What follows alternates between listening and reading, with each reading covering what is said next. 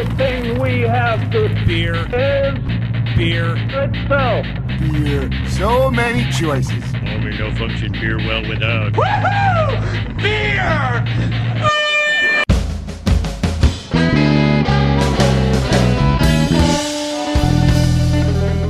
Hello and welcome to another episode of Beer Busters. We're going to bring you the news and reviews of your favorite brews. I'm Dan Baker, and I am joined by my co-host and brewologist, Steph Hefner. and of course the demented and fermented Wayne Baker. Today, feels nice saying today instead of tonight. Yeah, it's Today, late out, guys. It's late outside. It's a little before We got all day to noon. get drunk. I know. A little before noon as we're recording this. I could get used to this. We are in a beautiful little town in the Lehigh Valley called Hellertown, and it's brought us to Lost Tavern Brewing. I'm very excited to be here today. We have three guys with us at the table who are going to spend some time with us, try a couple of beers with us, get some thoughts on it, and just talk some fun shop, I guess. But if we can go down the line, we have joining us Tony Ganji, head brewer. and Kenny Rampola. of course, Derek Lutz. gentlemen, thank you so much for having us out here. Thanks for coming. Thanks for coming. Yeah. Of course. Very excited to have some of these beers. I haven't had any of them before. I've heard nothing but good things, and I'm glad I could finally get out here to try it. And I love the ambiance here. Granted, the doors aren't open and the general public isn't in yet, but I'm sitting next to barrels. I love barrels. Always a good thing. Buffalo Trace right there. Yes, Buffalo Yeah. Trace is beautiful. Lovely brew space you have going on. Bar is great. The table setup is here. And I know you guys said you have live music that you do on Friday nights. So I'm sure we'll get into. It's so fun when they have music here. We've been here a couple times. I gotta get back good out place. this way more often. Pretty much every night we have music. Every night. Yeah. Oh, I thought it was just Fridays. I'm sorry. I think during these slower winter months, Wednesdays are a little less, but pretty much every night. We Oh, have that's music. great. That's even better. We're huge supporters in the local scene for music. Oh, that's awesome. We love having acts come in here and. For sure. Even Tony's band drops through sometimes. Yeah, I know you were saying you're singing a little bit. Yeah, now. he told us he was going to sing later in the podcast. Nice. We're going to get a little Be taste of careful that. what you ask I for. don't know if these mics could take it. Actually, I think you should just sing all your answers and everything you say for the whole interview. That'll be I love last it. call. We'll make you sing all the way through There last call. we go. Open those barrels. Speaking of last call, Yeah, speaking of last call, of course, when you're on the internet, there's plenty of things that you can find, 98% of which are porn, 2% is everything else. We are part of that 2%. If you go to beerbusterspodcast.com, there's all the beer goodness, but there's also on the Twitter and the Instagram at Beerbusters. Facebook, we are Beer Busters Podcast. There's 805-991-BEER, which is 805-991-2337. Call us maybe. I just want someone to use it before I retire it. And patreon.com/beerbusters. Yes, don't forget Patreon. If for no other reason than to listen to last call. Yes, as little as $1 a month. Last call for those not in the know is the little bonus podcast that we do. We're a little tuned up towards the end of it all and just go into some silly nonsense. As little as $1 a month gets you access to that, and there's plenty of other. You could get your name read off in the patron roll call after Happy Fun Time games. This you could is true. submit questions. We could wear onesies again at some point. One of us could wear a onesie. You again. can also get invited to secret basement recordings. Yes, that is Although very true. there is a two-step process to that. You have to be a patron, and you also have to pass a background check. Like we're not just going to let anybody come to Steph's house. Here's while $1. we're I want to go to recording Steph's house. But if you get into that Cool Kids Club, most of our basement recordings turn into glorified bottle shares with microphones. Pretty much. It's a good Usually time. ending with Cantillon. Usually, yeah. Yeah, that is true. That has become a regular occurrence And there's now. often snacks, which Yes. is nice. Snacks brought to us by Aldi. Yes. Did we sell it enough? I think we did. Patreon.com. Anyway, Dan, we talked to somebody on the phone, didn't we? I want to talk about this beer first. Oh. We have a sipping beer. Open the Kolsch. Open the Kolsch. Steph is very excited for it. I am too. We are starting with a Kolsch. What is this one called? This one is called Shenandoah. I haven't taken a sip yet. I have, and Smells it's so amazing. good. It's really nice.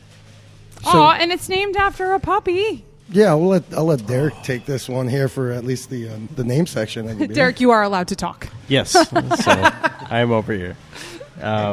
No, this one is definitely named after a dog that I had, the only dog that I've ever had, and his name was Shenandoah. And these guys here made a point of, after I lost him, unfortunately, he passed away. A little after I started here, and we named this beer after him. Just because it's a beer that everybody likes to drink. It's an easygoing beer. Which he was just, easygoing dog. Type of thing. As you'll find That's out, awesome. Derek's very modest. We also let him get all after this recipe, so he was very much in the driver's seat for this guy. It's so good. It's really nice. It's Like a dog's man's best friend, this beer can be your best friend. It's nice Exactly, and comforting, exactly. easy to drink, but full of flavor and perfect to start the podcast with. Yes. Yes, I like it a lot. We've got plenty more that we need to get to.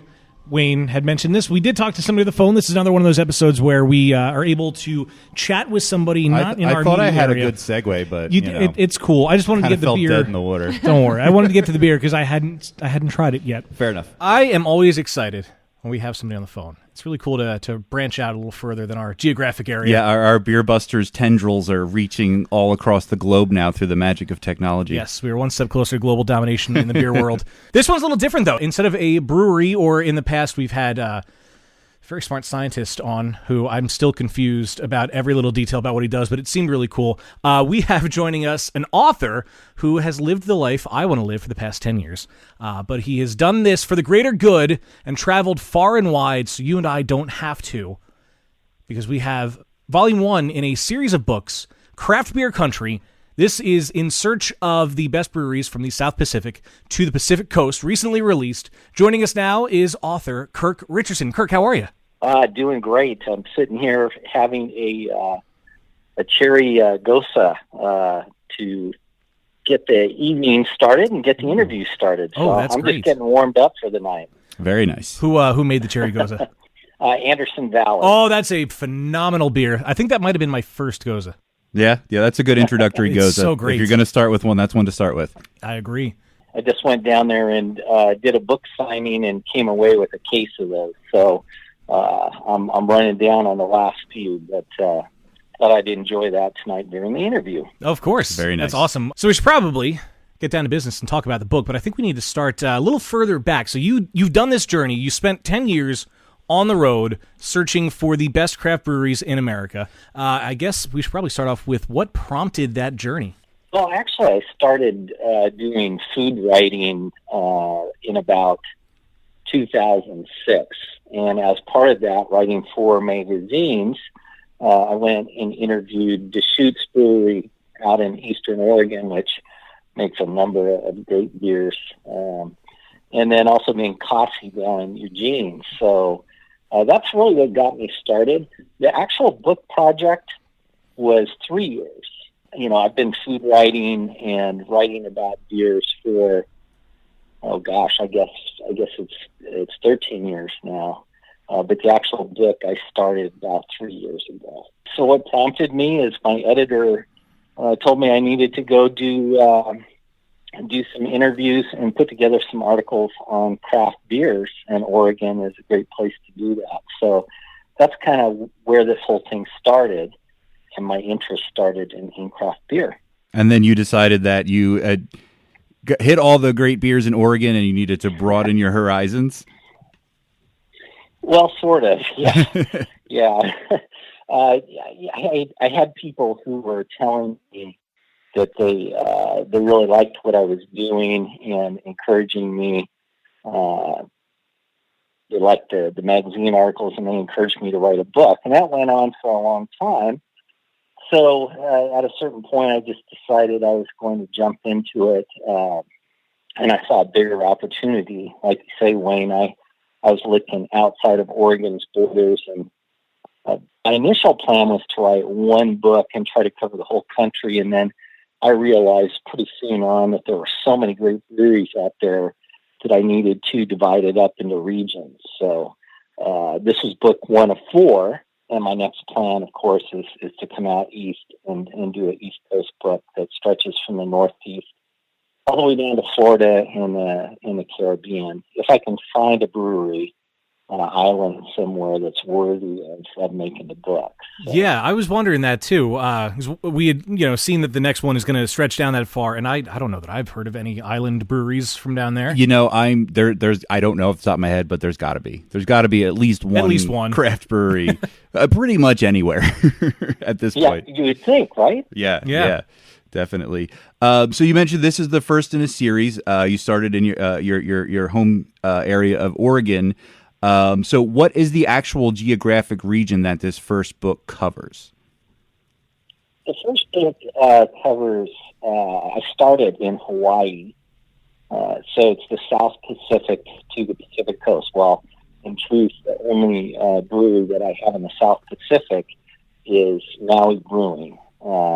And then I extend from there, I go to one brewery in British Columbia, in Vancouver, several in Washington State, several in Oregon, a whole bunch in California. Then I get out to Nevada, up to Idaho, and then bring it home with one brewery in Alaska. So in all, there are 32 chapters on an individual brewery. And then I have a back chapter that covers 38 breweries. It's the last chapter in the book, chapter 33. That is like a paragraph or two, or maybe 3 or 4 about a brewery, but not an entire chapter. So, but I'm covering the West Coast, and then my plan was actually to move to the Rocky Mountains and do that book next. But my publisher and some of my fans out there, super fans, suggested that I come to the East Coast, and I was just getting a lot of pressure to head back that way next. So it sounds good to me. So I caved in. Yeah. The East Coast definitely knows how to, 1, apply pressure, and 2, drink. This is true.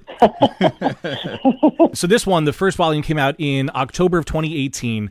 Have you, I guess, had any additions you wish you could have made to it? Because we're in a landscape in the craft beer community where a new one's popping up every day, pretty much, at least one. So are there any ones that have popped up that you wish you could go back and rewrite into the book? Or how are you going to tackle the additions and subtractions of breweries as time goes on? Yeah, that's a great question. And I've thought about that. Of course, out here, I don't know if you guys heard, but we just had Bridgeport Brewing up in Portland just closed. Yeah, I saw that. Announced they were closing. So I didn't include them in the book. They make good beer. There were just so many choices. So I guess I've been a little bit lucky to dodge the bullet that way. I do have a Legion in there in the back chapter, and they're not really officially, by the Brewers Association definition, a craft brewery, but they make great beer, and things changed there. They sold and are part of InBev now, but they still make great beer. I didn't include an entire chapter on them, but I did cover them. So things do change. You're absolutely right. I will probably have another edition of this book, but for right now, I've got to focus on the East Coast and all the good things that you guys have going on, and learn about that, because I know some of the breweries out there, and I went down and have already interviewed Dogfish Head. They'll be in there. I've got to have some big anchor brews that I want to put in there. But I'm also going to be looking for hidden gems. And I'm hoping you guys and some of your audience can help me out. Yeah, definitely. That's my hope. Yeah, there's definitely there's the big obvious ones you have to hit out this way. Obviously, we're in Philly, so we have Yards, we have Trogs, we have Victory. But before we get too much into that, I actually have I'm curious about the opposite of what Dan just asked you. Not the breweries that are opening that you wish you would have included. How did you pick and choose which breweries you were going to include? Well, that was quite a process. So it really it started out with, of course, the main ones that I knew of here in Oregon, which are pretty strong breweries. So it started with Rogue, and then Kasi and Deschutes. And through those breweries, I had talked with Jimmy Floyd down at Ninkasi. I talked with Gary Fish out at Deschutes, who started Deschutes, and started asking questions. I also used the Brewers Association Great American Beer Festival as a guide, and looked at who was winning medals. And I realized that that's based on other people's taste buds and judging, but I still think very highly of the Brewers Association and those judges. So I used that to get started. Once I got started, it really kind of snowballed. I went out to Maui Brewing and interviewed Garrett Marrero. I know that's tough duty, having to fly to Hawaii and do interviews. Yeah, right. Drink beer and talk to people about beer. Drinking beer on the beach and barbecue and all that kind of stuff. it sucks, but I hard had work. to do it, so I did. And he made suggestions. And what all this did is it kind of gave me validity. Even though I had written for magazines, I had credibility. So when I contacted Vinny Salerzo down at Russian River, he said, of course, you have to come down. If those guys are going to be in the book, we're going to be in it. And then when I contacted 21st Amendment, same thing. By the time I got down to Firestone Walker, I had a lot of interviews under my belt with highly esteemed brewers and breweries and the top guys in the industry. I had interviewed Ken Grossman at Sierra Nevada, included him too. So they all made recommendations of breweries that they would like to see in it, but I had a target list that was built from the Great American Beer Festival, and primarily, based on gold and silver medals. So it was really kind of a concoction. I basically brewed up my own recipe for who I was going to interview and who I was going to include in the book. And if it wasn't great beer and it wasn't a good story and they weren't good people in a good location, I wasn't going to include them. Right. So I did do a lot of interviews with people who didn't make, one criteria or another, and I didn't include them.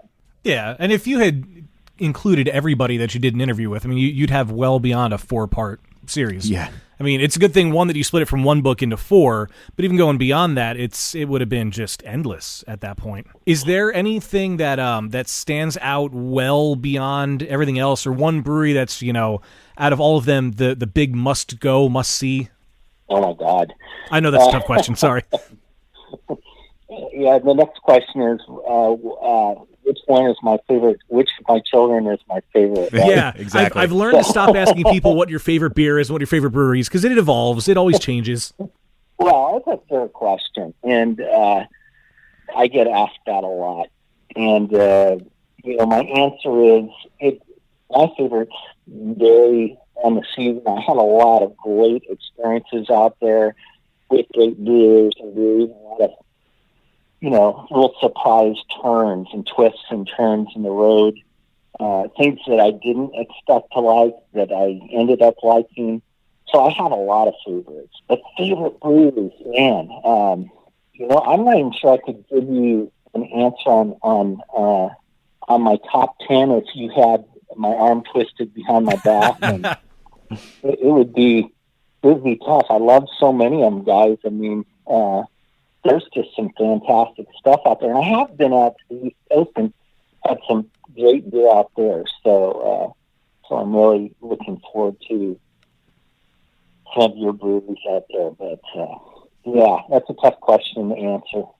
That's fair. We won't twist your arm too hard. I imagine whatever beer you were drinking on the beach in Hawaii has got to be near the top of the list. Of course. I could give you my top 70. Yeah, that's fair. That's the whole book, right? Well, speaking of heading our way, so we mentioned earlier your next volume is going to be the best breweries from the Northeast to the Caribbean. So you said you're coming out this summer.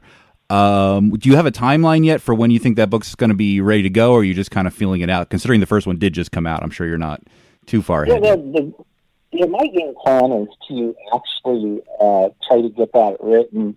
And my goal is to have it ready and be able to release it in October of 2020. But again, all those stories need to be created. I need to do all of the interviews. I'm going to come out for probably a month this summer and explore the breweries in Pennsylvania, for one. And then I'll probably make a separate trip back and cover some of the breweries down south in Virginia, moving down to the Carolinas, and then of course I've got to go to Florida and interview the guys at Cigar City. Oh, of course, that's the first one that came to mind when you said Florida.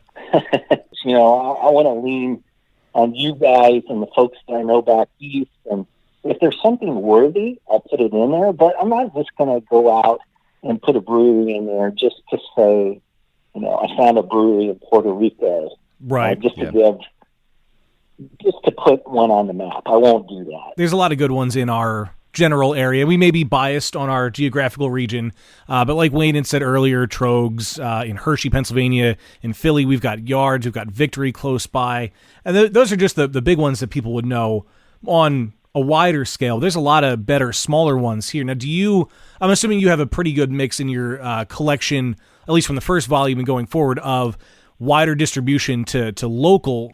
Is that kind of what you'd set out to do, to have a mix of all of them? Yeah, that's exactly right. Like I mentioned, the first book has the largest brewery in it is Sierra Nevada, which is second only to Boston Brewing, I think, is the largest. And my smallest brewer is actually a nano brewery, and it's right in this area that, hardly anybody knows about. And the brewer is actually a full-time sergeant in a police department in an adjacent town. And then he comes home and he brews. Nice. He's opened a brew pub downtown, which is making great stuff. So he's teeny. And then a whole bunch of stuff in between. But I love the hidden gems. You did ask me earlier if there was a brewery I would have liked to have visited or included in this journey. And there are a couple. But one of them is Death Valley Brewing. So I do have an interest in finding these obscure spots. And Death Valley Brewing, I think, is a 20 or 30 mile ride on a dirt road out in the middle of nowhere. Oh, wow. Oh, cool. To Death Valley. Yeah. And, if I get out there and the beer's no good, like I said, I might find some way to mention them in the book, but I'm certainly not going to write a chapter about them and send any of the readers out on a wild goose chase to a terrible brewery. Yeah. So. Well, if you're a 20, 30 mile drive into the desert, you better have good beer. Right. Yeah, either that or, you got to bring like growlers along or something for sustenance if you get out there and break down or the beer's not good. Yeah. So. Yeah, just in case. So you had said you're looking for people to recommend breweries along your trip. How would people reach out to you to do that? Oh, I welcome people contacting me via Facebook. I have a Facebook authors page, and they can also feel free to email me at craftbeercountry@gmail.com.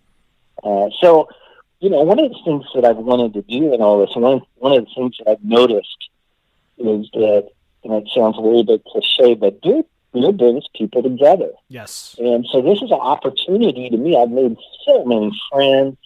Like I said, when I come back there, I'll find you guys, and we will end up having beer together. You can count on it. But, I want people to contact me. I enjoy that. I may not be able to get back to them right away, but they can contact me on my Facebook page or via email. Definitely, yeah. If you when you come to Philly, there's definitely a broad range of giant places that are awesome to go to. These tiny hidden gems. Some of them down dark alleys. We were recently at a place called Fermentary Form, which actually isn't a brewery; it's a blendery. So they brew at another local brewery, and then they come and age and blend the beer at the location. We recently had them. The owner there on the podcast, and that's one of those. They were just recognized by Beer Advocate as like one of the top 50 new best breweries or something like that. Yeah, I think it was. So they're getting a little more attention now. But it is really cool to find those places around random corners that maybe not everybody knows about. And even one of the other I would like to think of heavy hitters for how long they've been around in Philly is one called Love City, and they're down more or less another alley in a sort of up-and-coming area of Philly, but they have one of the best lagers I think I've ever had. It's absolutely phenomenal. I'm sure we could go on and on with the list. So what we're saying is you could write a whole book just about Philadelphia if you wanted to. Maybe I'll have to do that. Yeah. I do plan on kind of branching out and putting a little bit more on my blog, so if somebody doesn't make the cut for the book, which is probably going to be around 70 breweries again, I want to go out and see Root Down Brewing is one of them that's on my target list, and I think it's in Phoenix. Yeah. Yeah, we were just there Phoenixville recently or- as well. Phoenixville. Yeah, that's an awesome place. Yeah, I'm excited about it. And my mother actually grew up in Lancaster County, and I have a lot of family out there. So Oh, wow, cool. Eastern Pennsylvania is an interesting spot for me, and I look forward to coming back. Yeah, Lancaster and Lehigh have great breweries. And if you go to Lancaster, there's Mad Chef is one of our favorite. We've had the owner and brewer from them on plenty of times. Even if you get it to Lehigh, like the Allentown area, there's in Bethlehem, there's a couple of good ones. Hellertown, we have Lost Tavern, which this interview will actually be in their episode. Lost Tavern Brewing in Hellertown, Pennsylvania. You have Two Rivers in Easton. Oh, God, we could go on and on and on. There's just so many good ones. And that's kind of the thing, I guess it goes down to, if you have your criteria for the book for what's going to make the cut, in my eyes, that would be really tough to do because we've been to a number of breweries and every single one of them just excels in their own way. I couldn't imagine narrowing it down the way that you do. It's tough, and that's why I named the book Craft Beer Country in Search of the Best Breweries, because there are always going to be other breweries that come up. There are going to be ones that falter and go out of business.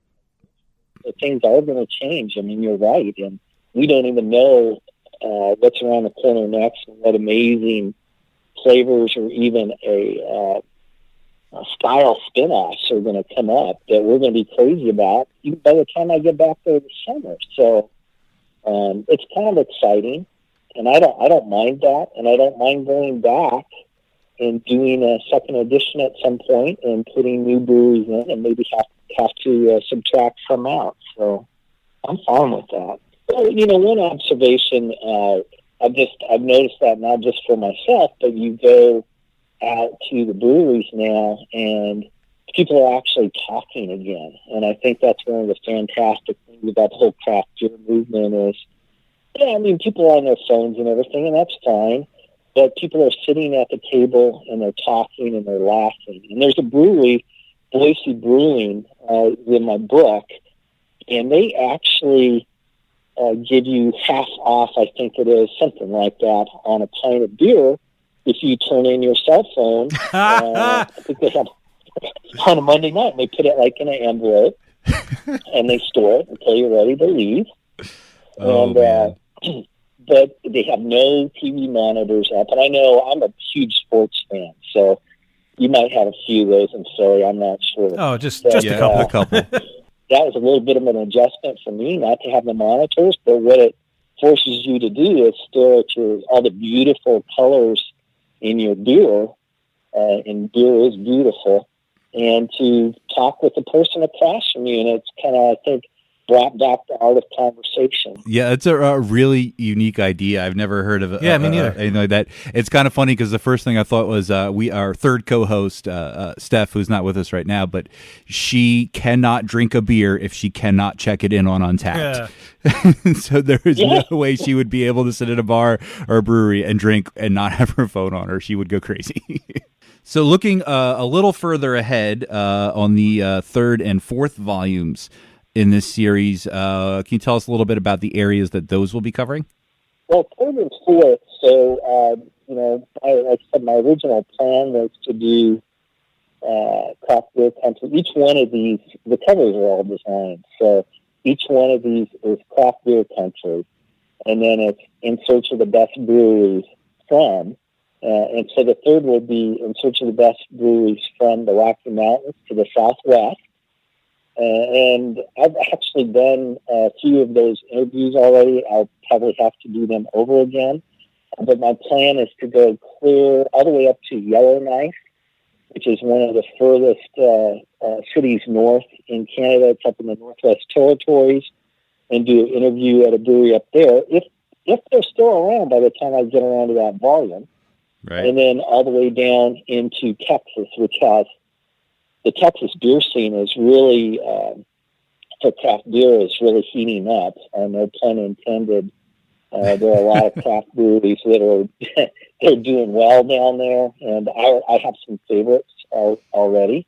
And so that would be volume 3 after the East Coast book, and then volume 4, unless I decide to do it third and get pressure from people to do it third, would be run from the basically from Michigan, from the Great Lakes to the Deep South. So that's the game plan. And again, I was just going to move across the country geographically, but the East Coast was just too tempting. And you have the big population centers back there, so there's a lot of pressure there, and I want to appeal to the masses. So, Yeah, and well, you can have nice bookends. So if I drink too much beer and I don't make it to the third and fourth books because it's had too much, and you've hit the it major ends up spots killing then. me. Yeah. then I got the bookends. You've got the coasts covered. That's important. Yeah, I like the contingency plan. Truthfully, I'm still trying to plot all this out. So I appreciate the suggestions, and I really do hope you guys will help steer me in the right direction and join me for part of the journey, as well as your listeners. So, if you have listeners out there, like I said, who want to connect and maybe have a favorite brewery they want you to see or want to meet us along the way, I totally encourage that.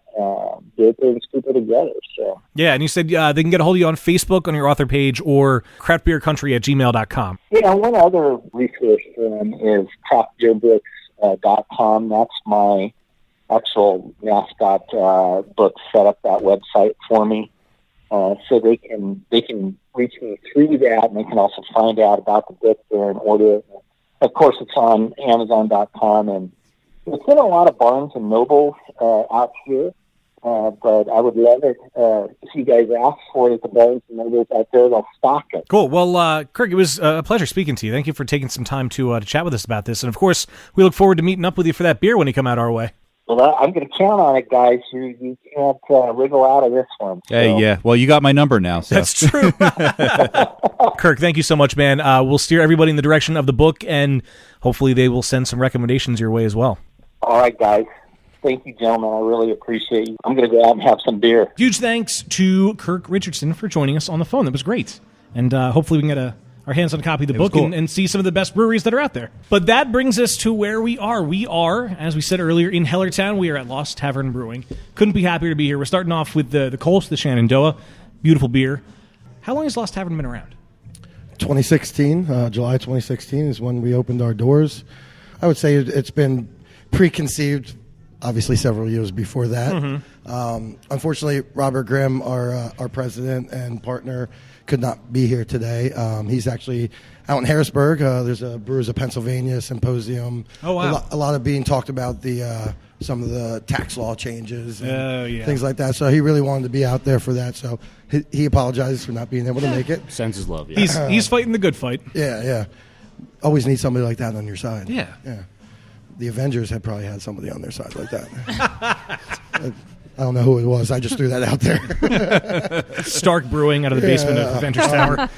So kind of a little background. Me and Rob had started home brewing around 2008, 2009. And, went right for all grain batching, went right for, kind of developing our own recipes, finding out about craft beer and about, all the wave of different styles from around the world coming influxed into the United States. And we started making some good beer and giving it out to friends and family, and kind of just trickled into how much would it take to actually open up and start this adventure.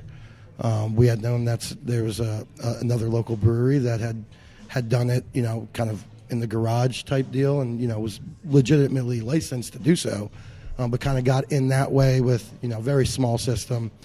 So kind of upon those thoughts and being like, well, we'd have to have a place to go. Neither of us had a garage really that would have been able to do it. So that idea was thrown out the window. So we needed a place. So we started looking. And we always envisioned staying here in Hellertown. Me and Rob grew up, went to the local high school, the local school district, our entire lives basically. And, so we knew we wanted to stay local, and we wanted to stay right here. So we said, what buildings do we have right here in Hellertown that would, even be okay with a brewery being in it? Always loved this building. This building had some history of being a lot of things, but always loved this building. And then probably a few years before coming down here and looking at it, it got a little bit of a face change. They changed the facade of the front, put some stucco on, redid some brick area, and it just looked really, really good. Then word on the street was there was a restaurant going to go down in here. Never happened. Place stayed vacant. So this idea of me and Rob actually going for opening up a brewery happened. So started looking. Actually came down here and just peeked in the windows and said, nothing is going on in here. My college stuff was down here at that time. I couldn't even see it. It was That was like my back storage here. unit, so give me some credit. There was something here. But I mean, as you can see now, because we left a lot exposed to the natural look of the downstairs here, is that it was immediate. This would be a beautiful small microbrewery, and as you can see, there's only so much room for internal expansion here. Yeah, You know, yeah. We couldn't fit 60-barrel tanks in here. Although, if it's one thing we've learned on the podcast is that like brewers tend to be able to find ways to fit things you never think would fit into spaces to make more beer. They do. true. I always feel like we're very generous with the spacing that we give us for what we do here, because there's a fair amount of space, but every brewery is different. Every brewery has their own ways of doing things. Just the way we clean kegs, you'd be surprised every 2 weeks that we have to clean kegs that. This area shrinks up a lot right here, just for the few hours that we're cleaning kegs. Well, not to mention you started with 3 fermenters, and now you've found a way to jam in a bunch more and some extra bright room, and so that's been, so going back to taking a look at this place, I got a hold of a local realtor and said, "Hey, who owns 782 Main Street down there?" The business upstairs was operating, but nothing down here. Found out it was a girl I went to high school with. It was her father that owned it. And we ended up setting up a meeting, and kind of me and Rob getting a game plan going and a roadmap of our business plan and everything. And came and sat down with Kenny and Ken, my two partners. And I don't know, the rest is history. They Kenny shares a lot of passion in the brewing industry also, so it was easy to convince him. which helps in convincing my dad a lot of times. But yeah, we started off. Pretty much as silent partners. One of our chocolate stouts that we have out on occasion is silent partner, kind of a plan words, because we quickly got involved. We're both Italian, so we have a hard time being quiet. We also, hit it off really well with Tony and Rob, and like you said, the rest is kind of history. That makes 3 Italians then. Yeah, that's true. 4. Wow. Oh, geez. We're learning all kinds of stuff. Kenny, so you were your dad was the owner of the building here? He is. He's the owner of the building here. So you mentioned there was going to be a restaurant here, and it's been a lot of things. How long have you guys owned the building, and what has it been before? Ken bought it back in 2001. The building dates back over 100 years. Wow. It's pretty much was primarily automotive, which we're actually in the steel business upstairs. So he's got a little bit more knowledge on this than I, but explains the huge steel beams in the structure, because they actually used to house cars up on the second level. Wow. Oh, wow. Yeah, so there used to be cars and actually like small trucks up there. So that's also why the building is set back from the street, is they used to have gas pumps out front, which we found when we were redoing the front. Cool. But long story short, through a couple different automotive times early on in the building's history, upstairs was a handset bowling alley where a lot of people in town will talk about. Down here, I know as Tony and I were growing up in town here, there was a pet store, and they actually used to house a live mountain lion up front. Holy shit. Yeah. Wow. Yeah, Okay. no lie. You know, we've heard automotive, we've heard bowling alley, we've heard never all heard kinds Mountain of. Lion. We've never heard Mountain Lion. Yep. Yeah, we were thinking about naming a beer after her, but I couldn't even pronounce the name from the text I got from a local historian, so we don't know. Zahara. I don't know. Yeah, something. Just call it Mountain It was Lion. it was an interesting You're right. pet store. I remember Smarter. it. Mountain Lion Lager. You would come Thank in you. here, and another That probably quick already little exists. history is that this is the first time that this building has had a level floor Yeah. down here. Yeah. So being automotive, they would pitch the floors, for obviously spill reasons, things like that. So it's the first time in its history it's got a level floor down here, because if you look, if we take you guys for a tour, you'll notice we go down out those doors, and we'll go down like 3 steps. Yeah. Dan and I went out that way so earlier. there's a Yeah. good 1.5 pitch from, Wow. 40, 50 feet. So that was a grade from the front to the bottom of those steps originally. Yeah, so and when the pet store was here, you would walk in the front there, and you'd have to go down a couple steps, kind of like you do here, but a lot Dodge more. the mountain lion. Dodge And a mountain lion. There would be like turtles out of their aquariums just walking about, birds out of their cages flying. Thankfully, no snakes, because I'm petrified of snakes. I thought you were going to say allergic. I don't think that's a thing. It could be. They make him get nauseous and sweaty. That could be an allergy, right? Well, yeah, that counts. That counts. Not a fear. Not a fear. So you mentioned that there's not much space to grow here at this location. Are you looking to expand at a second location? Of course. I think in this industry, you got to keep Especially with the new laws. It's definitely helping brewers. It's helping, and there's a lot of us opening up every day, and I think you got to expand your footprint, and by doing that, you have to increase volume. So we're already have done things like Kenny had mentioned before. When we first started 2.5 years ago, we only had 3 fermenters and 1 bright.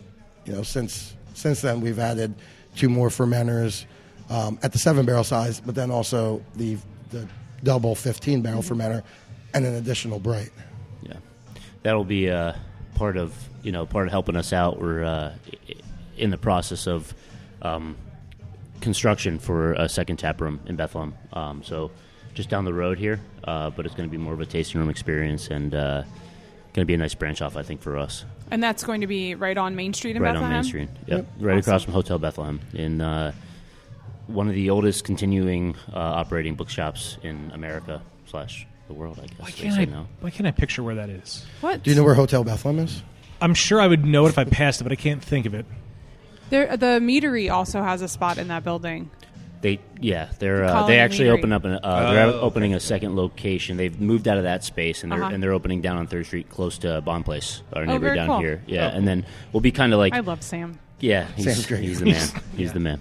Good friend of ours. But yeah, Sam. we'll be on the opposite end. Yeah, hey, on the opposite end of Fagley's on the opposite end of the street. So they're good friends of ours, and we'll be good neighbors. So I'm Very excited cool. for that. Yeah. Bethlehem is becoming a little bit of a beer destination now. It really is. For sure. So you said spring of 2019, so not too long.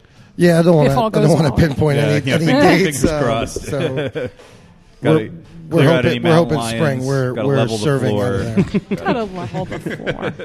Find all the turtles. Yeah. Find all the turtles. It's to be honest with you and candid, and that's I'm sure all you want in this podcast is just that kind of mentality. But it's bringing us to the next level. That second tap room, and we're going to have to do things here. Obviously, the newer, bigger tanks that came in late last year, we haven't even pushed to its limits yet, along with the rest of our brew house. We're still a very young brewery. Mm-hmm.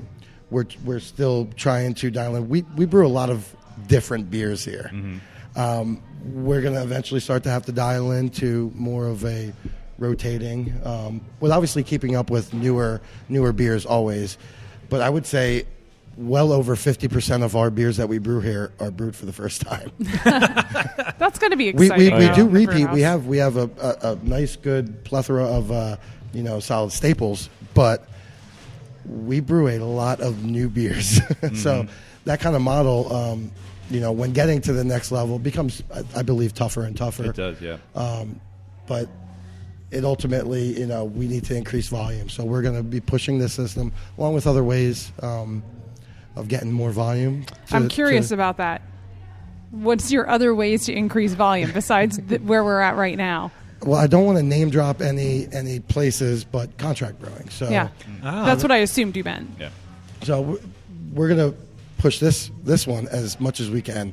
But if Main Street Bethlehem is equal to or greater than what we do here, we're going to need to increase volume, and that's what our plan is. And that's a great way for other breweries to utilize their system. I mean, this beautiful, expensive equipment is here, but it's not like you're using it every single day. So for a brewery to be able to utilize their equipment and perhaps, get some extra income from that, I mean, why not utilize someone's bigger system instead of investing in more equipment yourselves?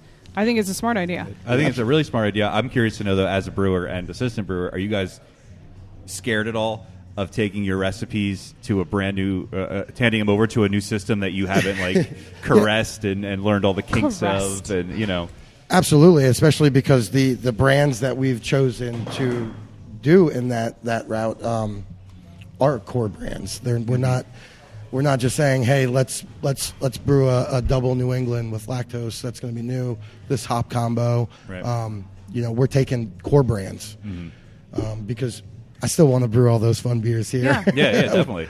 It's a big concern, and once again, I'm not going to name drop, but we've been working with, and I think it's a mutual agreement that they're a brewery too, and their best interest when contracting is to not go too far off of what your beer is, because that would be good for them. Yeah, definitely. Can you guess what visual is going through my head right now? Can I? Ethan driving a U-Haul truck. Oh God, I was thinking the same thing. Oh, yeah. Fermentary form. Fermentary form. Ethan, he brewed, all of his beers are brewed.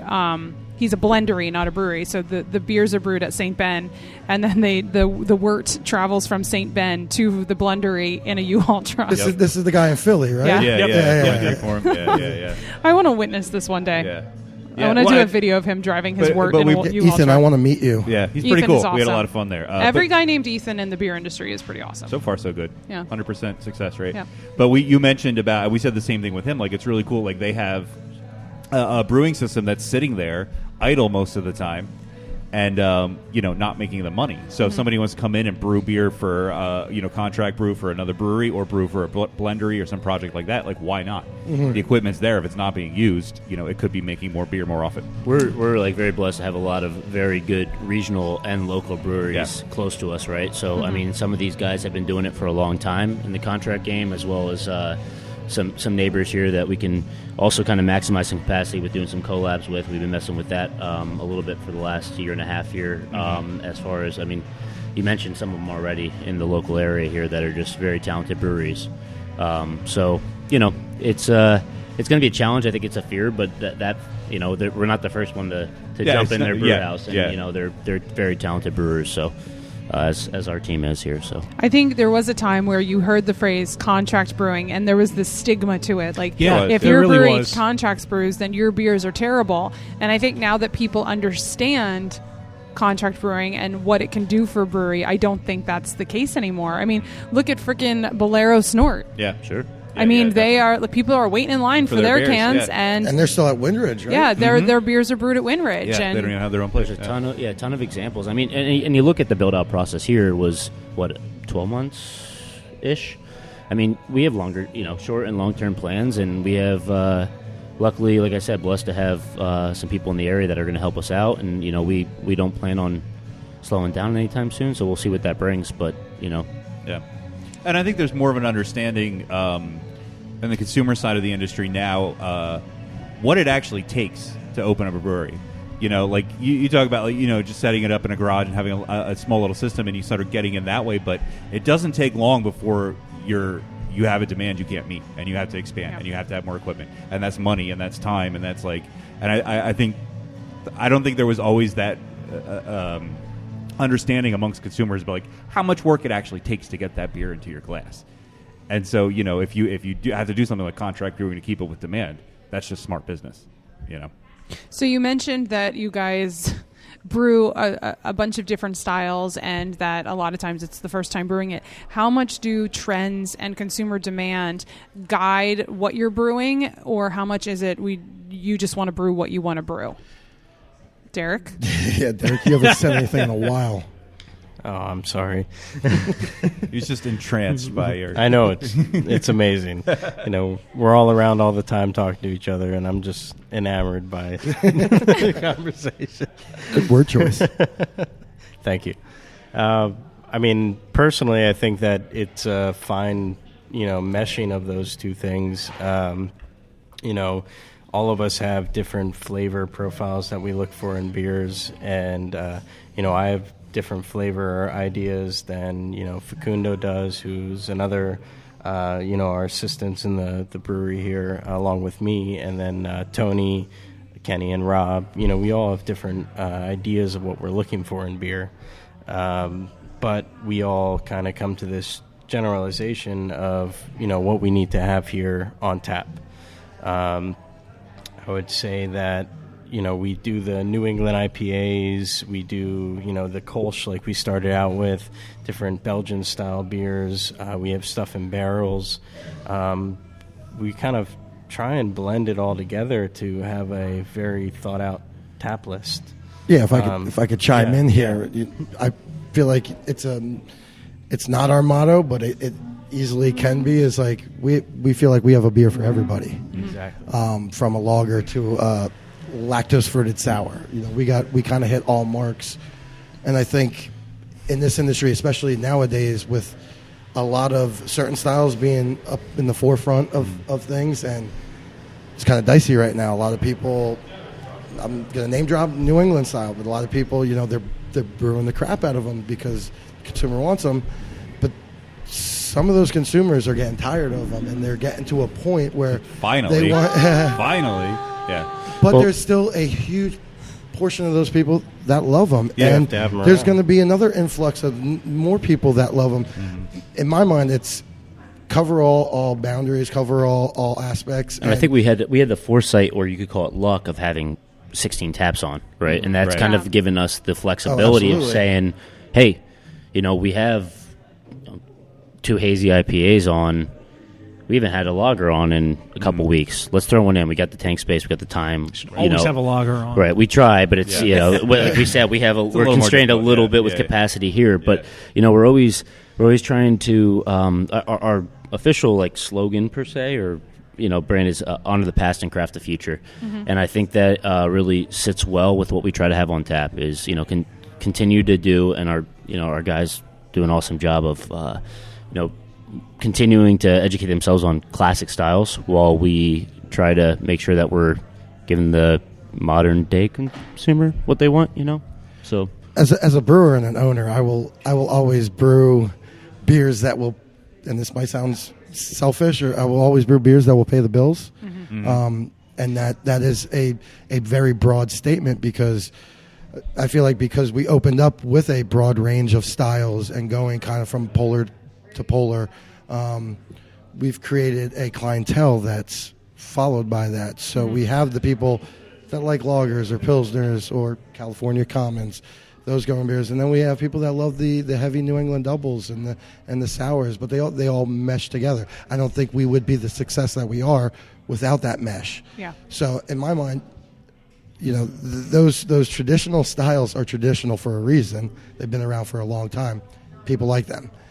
People also like these new things that are coming out. So cover all grounds, and I think you're gonna be all right. Yeah, there's a fine line you have to walk too. If you have just the New England IPAs, the juicy, whatever everybody wants, there's nothing wrong with drinking it if you like it. But if you only have that, you're not going to be able to innovate and get on board with what's coming down the road. You can't be part of or ahead of the curve of the new stuff. Like if you only have the New Englands, you're not going to have the brutes. You're not Right. going to have Right.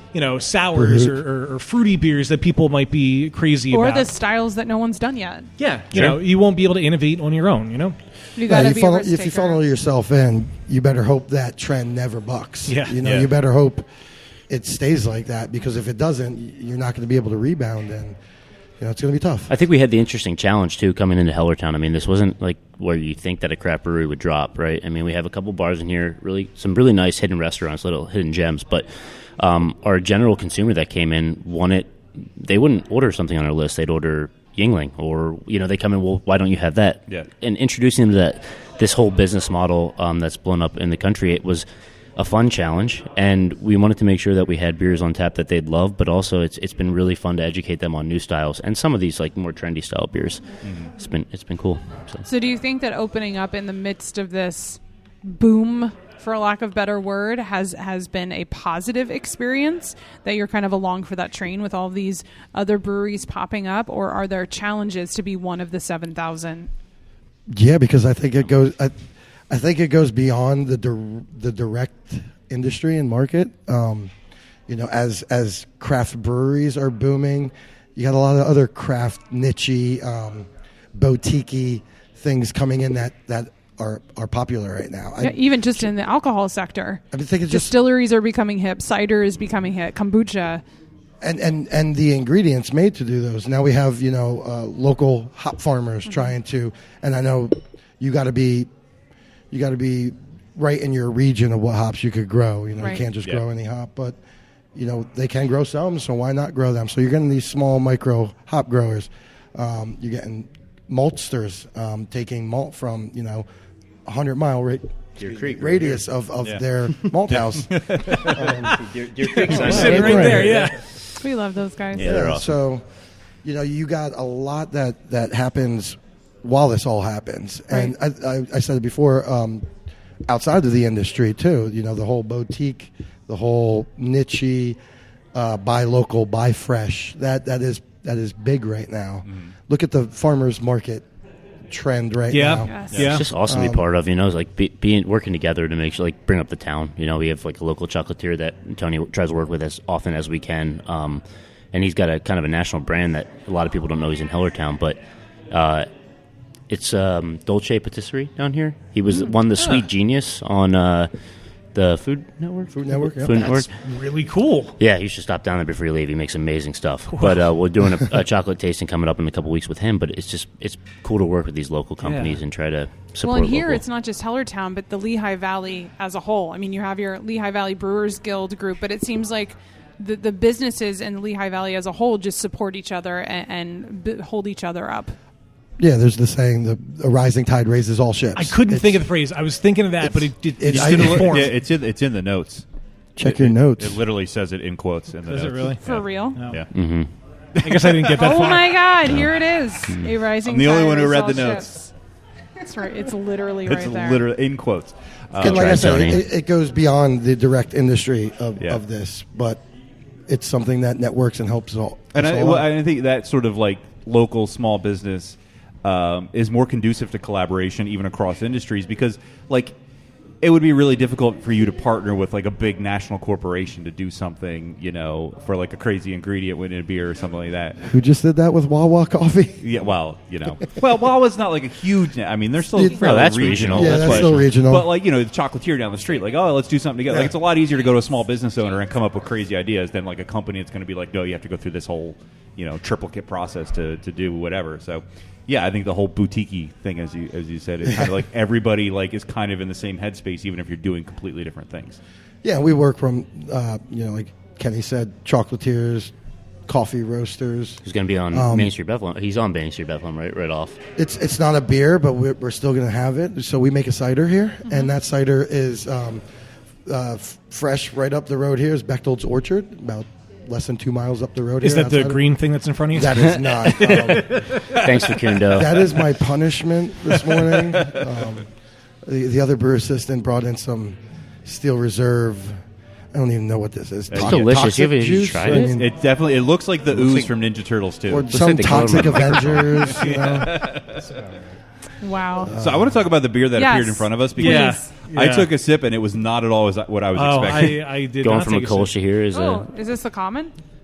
no. I think This it's- is this is not. definitely not the common. What Oh, the no, it's hell not. is So- that? This Not is, at all. Wait, it's It gotta does be not the, smell like it's going to taste like this. Holy shit. Holy fuck. Is this the fresh jams? This is. It Okay. smells like just a normal, good. It's going to be a nice drinking clean Yeah, there's. beer. I mean, the vanilla's in there, a and little then you bit. drink it. Whoa. What the fuck did I just put in my mouth? So it's our kettle sour fresh jam series. This one is tangerine sickle. Tangerine Thank Tangerine God I- creamsicle, yeah. creamsicle. I'm glad I still have the Kolsch. And a little thing about so when we do sours here, we do kettle sours. So obviously we don't pitch anything wild. I'm still not there as a brewer yet to feel safe enough to be pitching wilds into my cold side. But so kettle sours, and typically we fruit them, and sometimes we put lactose on, sometimes we don't. This one surprisingly does have lactose on it. So we bring our sours down pretty far. And then also the base beer to that sour is more of a single IPA, New England IPA, Pilsner base, something a little bit more light.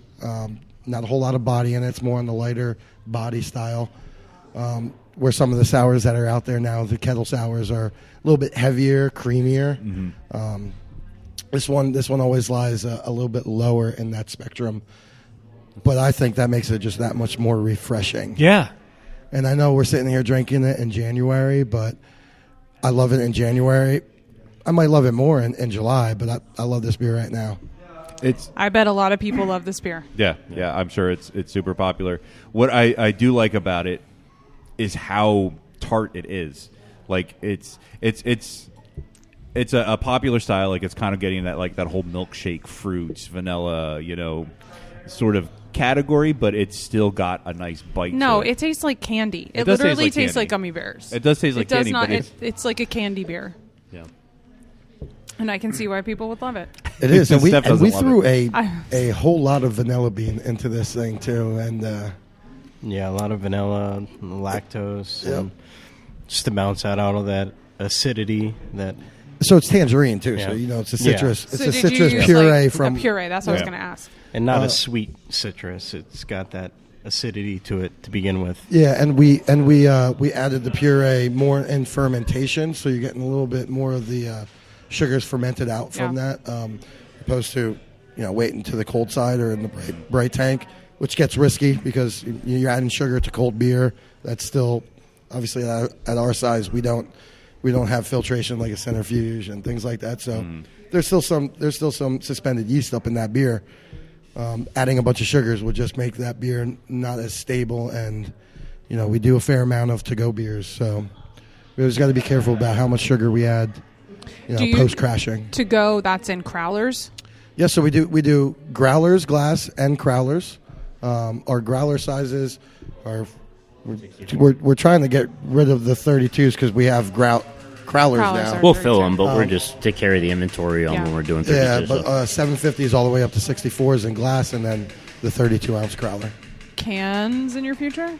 All the cool kids are doing it. Yeah, so, Yeah, so Kenny, we- I'll let you head this one. Yeah, so we've Spirit. been working with an awesome mobile canner. We've been doing it generally about a can release a month since last April.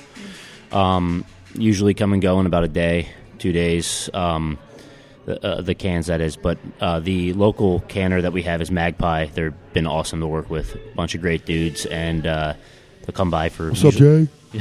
yeah, Monday or Shout-outs. Tuesday. Yeah, Mac and Jay. yeah, Monday or Tuesday they'll come by, and then we usually release that beer Saturday. We are looking certainly, I guess this was airing in February. So, yeah, we have a can line on order right now. So, very cool. Yeah, so that'll allow us not only to do our can releases more often here, but also be able to fill a fridge that we have over in Bethlehem with some of our more stable beers, just to go 4-pack, 6-packs. It's great to have people sit around the tap room. That's what we always aim for. But to be able to take the beer to go is going to be a nice thing to offer more regularly. So. Do you plan on distributing at all, or just carrying them in house? None in your- Probably in time, but Yeah. not Not to start, of course. Definitely yeah. not to start. Like Kenny said, it's more for continuing to do our big can releases here, but then also being able to fill the fridge for Right. to-go beers over there, along with to-go beers here. I'm actually super excited to be filling these bright tanks and kind of wheel out this, because this canner line is nice. It's Micro Canner. They're based out of West Michigan.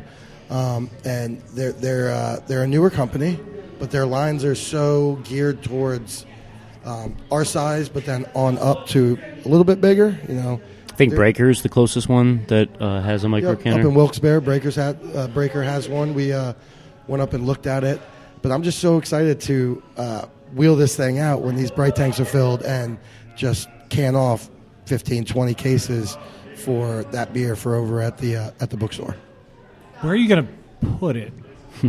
with the canning line. Yeah. So very, I very. love So- the way you asked that. Maybe you can hang it from the ceiling. Yeah, I'm thinking like we're in the brew space now. This is the only space that's in the brew space that's not occupied. So Micro We No make Canner. more it work. podcasts here. We make it work. Like I said, they're more geared towards these smaller breweries, Right. and they know So the I guess- problems with smaller breweries are space. Yeah, so it's gonna be compact. they've definitely developed a way of doing a fully. I think this one's it's a 4-can filler, Four-can obviously filler. one steamer. The base system that we're buying is the feeder table, the main machine, which is the filler and the seamer. But then after that, you kind of can build off of it, and obviously we want to be able to potentially build this thing out to its max in this space. But definitely the feeder table and the main system together are under 10 feet long. So, Oh, that's not bad. and under 3 feet wide. So it's and Wow. they have pin locking a system that detaches the feeder table, which is basically half the distance of it. Right. So really, we're talking about 2 5 by 3 foot pieces this table that we got here set Yeah. up is probably the footprint of what Okay. this canner would do. Yeah, they had 2 larger lines that they started off with, and they just actually started taking orders for this in January. So there's a couple places that have this line. It's brand new, as we're told, the best engineered one yet. So we're excited to get our hands on it. We should go to them for marketing. Like you can can beer in the same amount of space you can record Beer Busters podcast. Oh, I will show you guys YouTube videos of their system, and that I think that's like one of the things they pride on is like, look at this brewery, small 7-barrel system brewery, with not a lot of space. Look at them utilize our system right now, and kind of branch out, because let's be honest, the canning revolution is real. It's Yeah. it's here. I wonder if something like that, being such a compact system that you can build on, I wonder if that's impacting the mobile canning industry then. Because if it's more accessible and easier for smaller breweries to get their own systems, you don't need to have a traveling system anymore. Yeah. It's more. I mean, it's more cost competitive, I'd say, than your Right. large lines, but it's still, it's not cheap per se. And I think that the mobile canners certainly are going to have their place. And I mean, like you said, to drop the number 7,000 breweries earlier, that's crazy. Yeah. And that grew from what, like 4 years ago? I mean, from Like 4, 2000. Yeah, it's Yeah. nuts. So I mean, 50. and the service that the service that Magpie, for instance, the one we've worked for, adds, and we'll probably continue that. Honestly, there might be times in certain months that we need them to come down and help us out just because of manpower and everything. People keep popping up. People want cans. I think that these guys will do well. I hope. They're Now, great people. where are you going to store the cans? So we have That's actually that was my bigger we- question than the system itself. Yeah, so your license allows you a couple different locations for storage of product and material. So we actually have not next door, but the next door down, the 2 doors alleyway here. A pretty good, what did you say, like a 20 by 25 foot garage. It actually houses a second cold room, along with all of our grain product and extra crowlers, growlers, and everything else. All Kenny's college stuff that used to be here. Yeah. That's right. That's right. I got to get rid of that couch. We'll take you guys on a tour Not a futon. later, but Smells like college. you'll quickly find out that we utilized our space for our patrons. Yeah. And our brew pad. I'm just gonna say we're pretty lucky to have kind of the space that we have for our very open concept Yeah. brewery here. There's nothing separating our tanks from our patrons other than that railing right there. Yeah. And that's why we tend to not brew or try to get everything done Monday, Tuesday, and not be here at 3:00 on Wednesday through Sunday when Right. we're open. Yeah. Ideally. Ideally. It happens. So, is there thoughts about getting a second location for production? I mean, you keep talking about another tap room and canning, and like you're good. I mean, eventually this is not going to be enough. I think we're trying not to show our hand too I was much. going to say, Kenny looks like he's hiding a secret Maybe. over there. Yeah. Maybe. I mean, I would just say use your best judgment, and we're going to say we're growing. So there comes things that need to take I mean, you place have for to us have to at least grow. thght about it. I mean, as business owners, you Oh have yeah, to we've look been at open the for future 2.5 of your business. years, and you, like I said, you got to keep growing in this industry. You got to keep not Yeah, I just think- growing with new beers and styles and stuff, but you got to develop ways of reaching a broader audience. And sometimes distance is that, and then volume gets into play. Our home's Hellertown, and we're going to open the second tap room in Bethlehem. We're really excited about. I think it's trying to find something at home base here that we can make sure we're taking care and working with the town. They've been really good working with us. So I think trying to find something here that we can maybe expand the footprint. And there's plenty of land around here, so we're certainly looking, but we'll see what the So it's future more in the holds. thought process phase right now. Sure. Yeah. Maybe Thought- a little further hard than you thoughts, like to yeah. admit. / signed paperwork. I know what you're talking about. I On love the it. DL. So I noticed you also have this beer on cask as well. With On actual candy. Did have it on cask. On actual candy. Uh-oh, past on tense. actual Yeah, candy. so we make our menus on Wednesday, and we don't want to be super wasteful wasting paper. I don't know why that's not crossed out with a little Sharpie on the menu there. Well, the reason I asked you frequently have beers on cask is that, or a day during the week that you. I'd say we ramped it up most recently with having them on weekly. it's a tough thing to try to schedule. And I mean, it's really not, but we found out if you don't load them up with a bunch of fun stuff, they sometimes tend to not sell as well. Yeah. Mm-hmm. I'd also like to take a step back. Remember, we said we have 3 Italians as owners. The 4th is an Englishman, being Rob, and he has and he's gotten okay with you vocal. putting candy in a cask. No, he's not typically, but it's kind of been a meeting point. But we do our It is on cast. yeah. It was but English ales and cask and whatnot as well. But yeah. Yeah, and to do them properly, you gotta get them in the firkin or the pin, and put your priming sugars in. You gotta let it do its thing for a couple weeks. So it does weigh into scheduling and getting it done. It's just another thing, but Getting it done. I think we've been doing a good job as of late with getting them on and getting people hyped up to drink them. Yeah, People they've been love that going stuff. within a day, if not a little bit over that. Yeah, a few hours of putting them on. That's fantastic. Should we get some more beer? Yeah. I like the sound of that. Beer me! Beer me! Beer me! Beer me! So we've gotten a couple of beers delivered to us. They all look delicious. That is a fact. I know the order was just decided, and I've already forgotten. We're starting with the comment. There we go. The PA Commonwealth. PL. Man, I love that name. That's the best. Waka waka. All right, It Stephen's going for it is not a steam beer. It is not a steam beer. Nobody Yes. call it a steam beer. We'll all get sued. Note it, yes. Damn it, we did it twice already. No, I'm not I'm a steam talking beer. about steam beers during Know Your Beer, so. Yes, you are. Steam beers. Oh, that's nice. Ooh, that is really good. This is what I was hoping that was. Yeah, so this one I think kind of came into play because Oh, yes. It's great.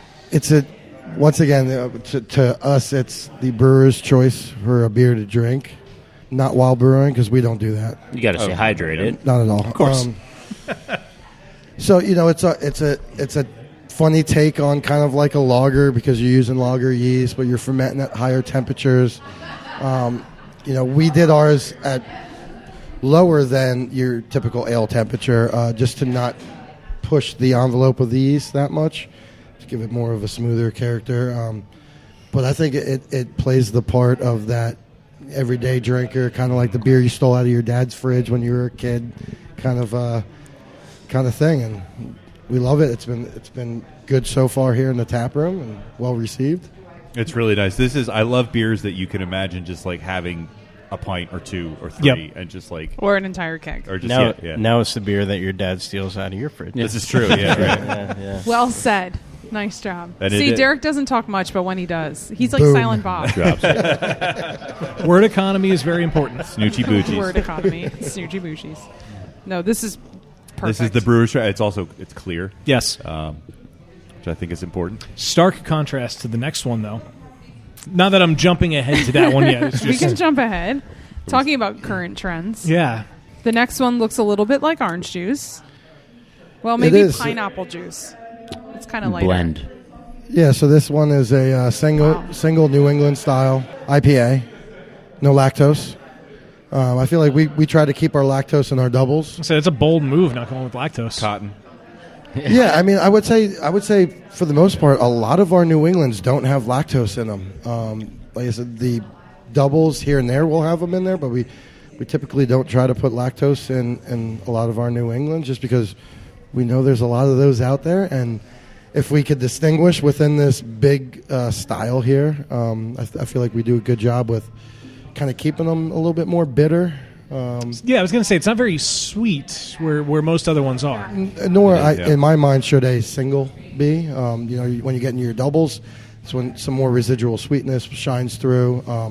Lot more people putting lactose on those. And what is this one called? Sonder.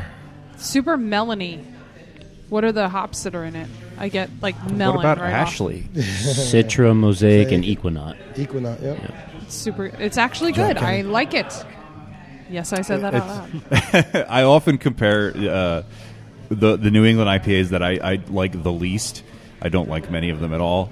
To being like orange juice and black pepper. Yeah. Like I feel like a lot of them are like that. This has more. Not that this is going to sound insulting, but leans more towards the black pepper side of that equation, which of those things is the one I would rather have be more prominent. I'd like it's bitter. The hops are there. You get like that a spicy sort of character to it. That's really Yeah, and I think the bitterness, harshness, the cohumulin levels in these hops that we use, particularly for this one, are on the higher realm. So it's going to come off a little bit more assertive and harsh on the bitterness, which might play into that black pepper. Yeah. We also used a yeast from blanking out on the yeast company, Omega. Yeah. They have a lot of cool shake packs that can't really get in pitchable amounts, but so this was our first venture into stepping up some yeast here and putting it into a batch, and this was their single IPA, tropical IPA, I believe it was called. I think what's fun about these beers too is that we're not pushing a beer out before it's ready per se, but we're okay with it getting on when it's still a little bit green. And the New Englands don't really hang out much past 2 weeks here, so you kind of feel and taste the transition through the beer. I mean, the second week drinks a little bit differently, but gives another reason for people to come back out. It's people do like playing into that. Drink fresh, drink it while it's still green. But development on beer, especially the longer it sits cold, plays a big factor in how it develops. And I kind of like that transition. If they do stick around for a couple more weeks, is that it'll start changing a little bit. And even day to day, you see a sure. lot of changes. Yeah. Now, once you start hitting like a couple of months, yeah, they never this last is not a couple the kind months. of beer that you want to have after a couple It'll be of months. interesting though. Once people stop demanding them and they start sitting around, they're gonna have to dump them. I don't know if anybody's going to stop demanding them. There's always going to be somebody out there that still wants Less people will demand them. it. I hope so. Well, you made a comment earlier saying, "Hey, remember when IPAs look like Facundo. this?" Pointing to the clear beer, and it's much darker. That's the thing. We love our Seeker. That's our house IPA, and it's a clear IPA, and that brand tends to stick around a lot longer than these New England beers. Hey, listeners, we have a fourth voice. welcome Facundo. You have to This guy. introduce yourself. So our I'm listeners Facundo. I'm the cellar guy here. The cellar guy. the cellar guy. He stays below. I came from the cellar. We keep him in the basement most of the time. He's just here to Very test the small carb. That's basement. it. It does sound very Carb different when you tester. say cellar guy instead of cellarman. Like it's a very different connotation. I'm more of a gentleman type, I Yeah, guess. cellar goblin. Everyone laughed. Cellar goblin. Cellar goblin. It's funny how words. When I know, right? when they're It's in funny that certain words line- mean things. Yes. Yeah, it's weird. No, because we're in Big Tank here. Someone we should have make a book about that. blueberry, vanilla, kind of milkshakey IPA going on, and I came up with the name, which when he said this, and I'll explain myself here. Sorry, I can't get So- past the dictionary joke. That was pretty funny. I'm listening, but that was pretty funny.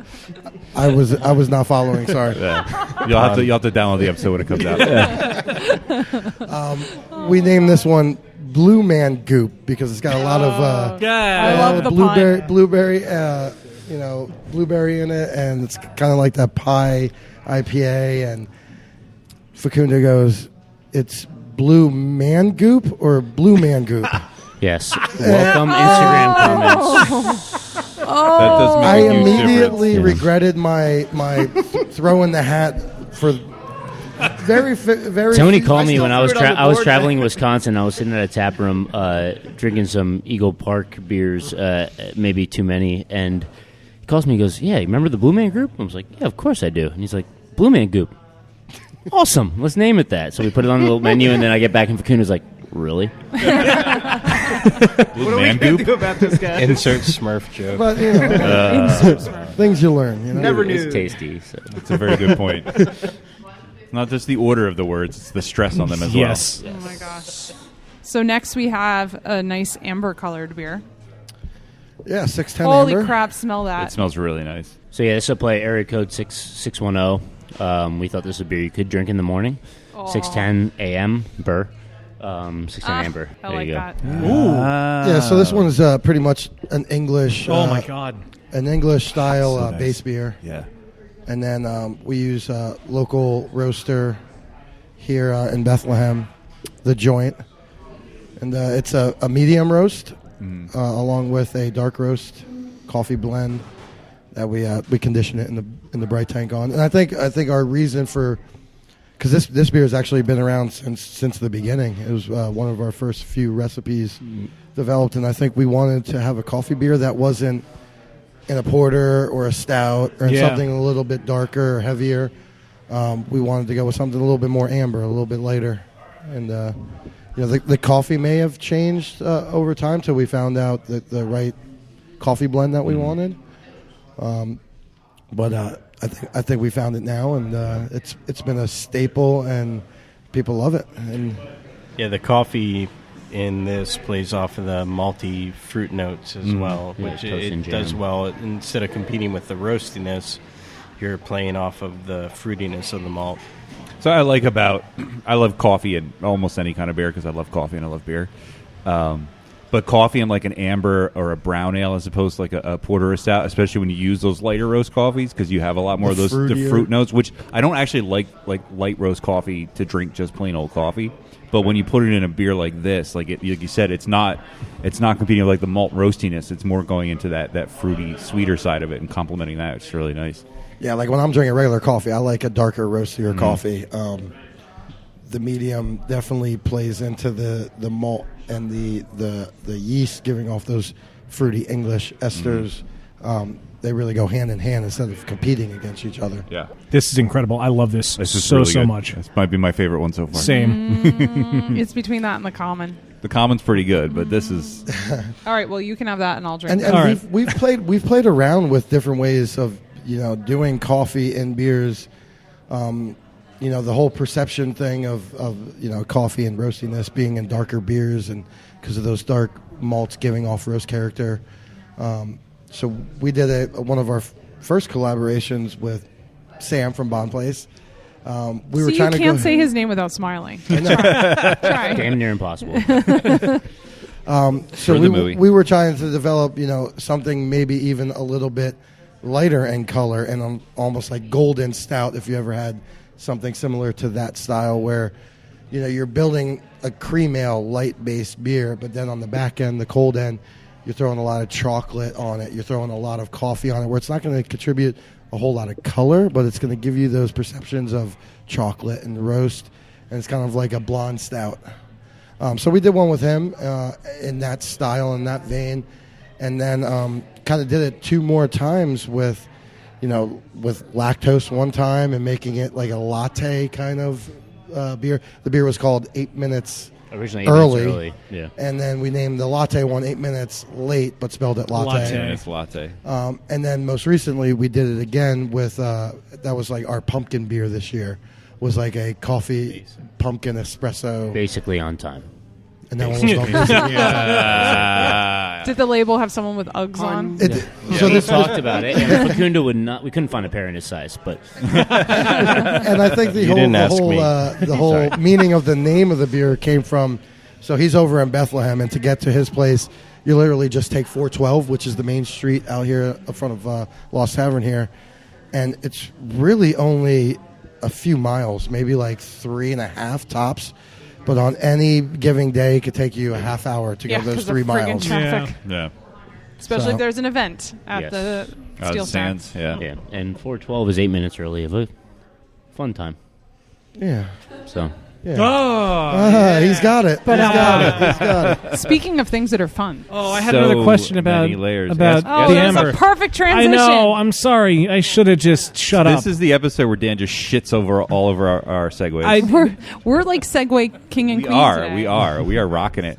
Yeah, you're stealing my thunder with the segue. So, all right, knock it the fuck off. Swatting us down, like suppressing a revolution. So we mentioned earlier that you will dictator. Periodically have stuff on cask. You're a tyrant. Has this ever been in the cask? I would imagine it's fantastic in there. We've had it, and we've added more coffee to it. I would hope so. Vanilla. I was going to ask about vanilla. Chocolate.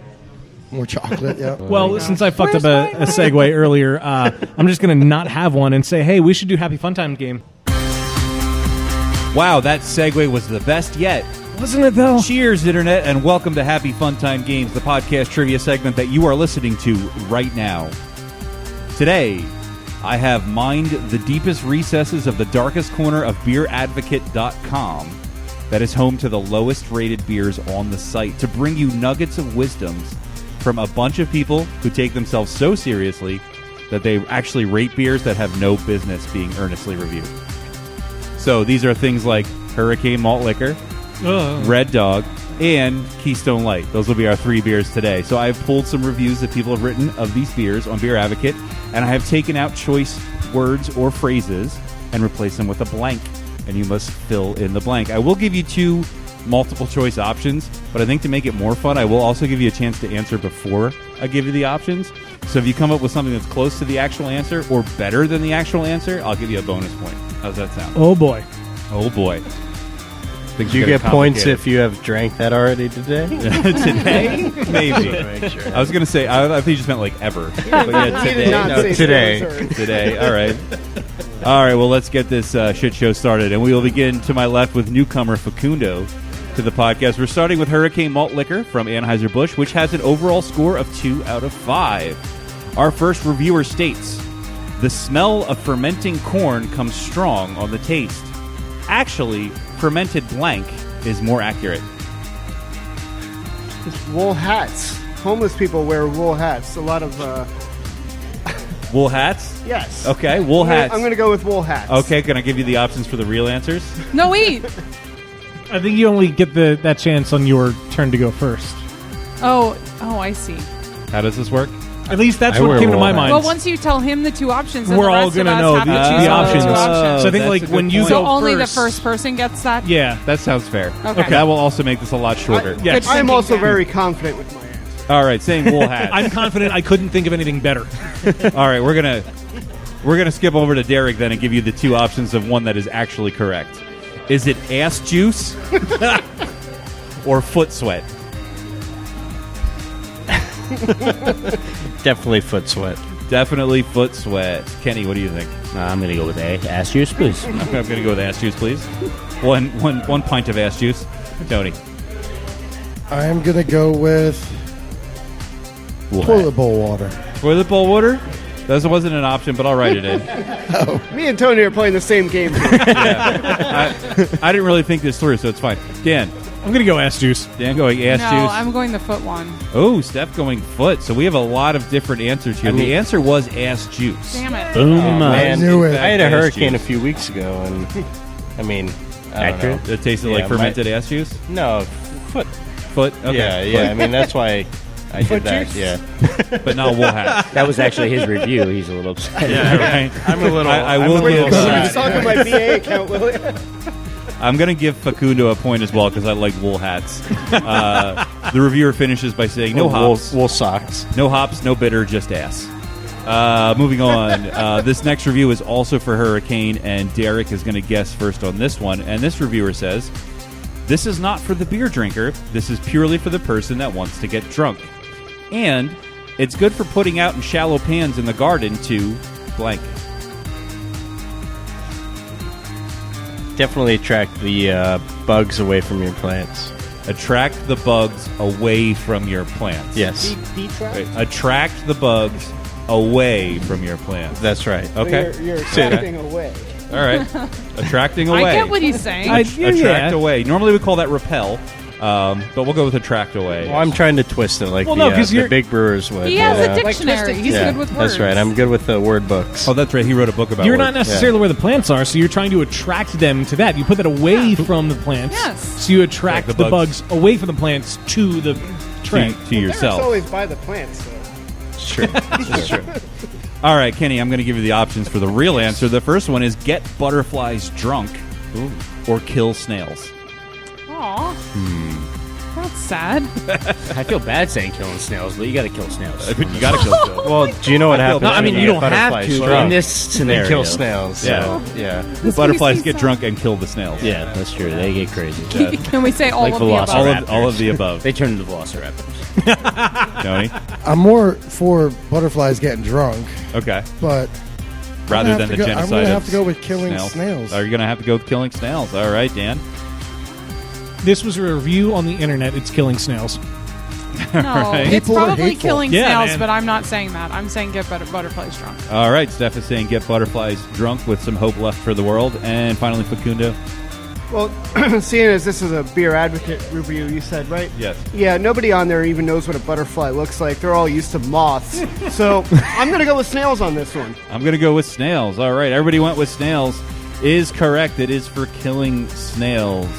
I'm glad I was The hate wrong. is real. Yeah. I'm not saying that. I'm gonna go ahead and not give you a bonus point, Derek, because your answer was paradoxical. Moving on to our next review of the I'm game. used to that. Yeah, fair. I'm hoping I enough. had subbed something in like wool hats for this one because that was easier.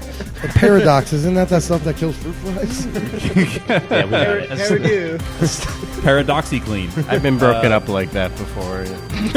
Kenny's going to Way guess too first on this one. paradoxical. We are moving away from Hurricane and on to Red Dog from Miller Brewing Company. This has an overall score of 2.02 out of 5. Wolf, indeed. So this reviewer says it goes. It goes. It goes. It goes down like water and comes back up like Diarrhea.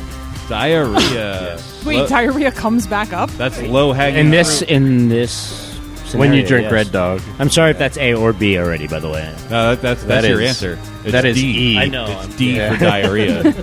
Is jail time? You got me thinking goats here, so All right, well, hold on. I will give you the options for the real answer. Tony likes creative freedom. We don't need this AB. You don't need no options. You don't need no options.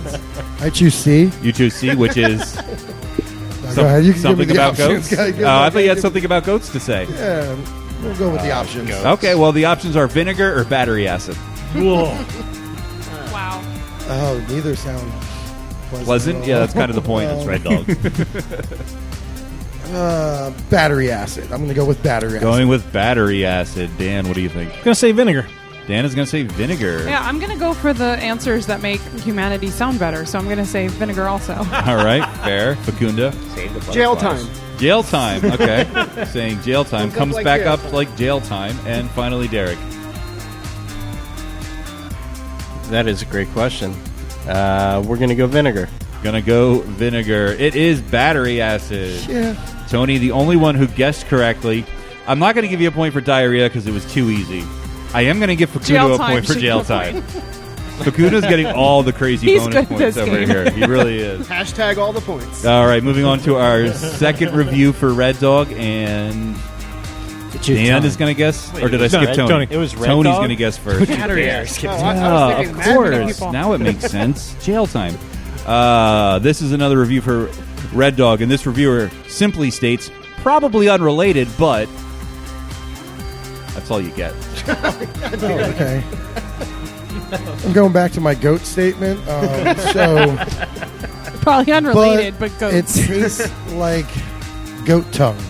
Tastes like goat 'Cause tongue. they eat a lot of garbage and How the fuck do you know what a Other goat's goats. tongue tastes like, Tony? Well, he's inferring because they eat a lot of garbage. yeah.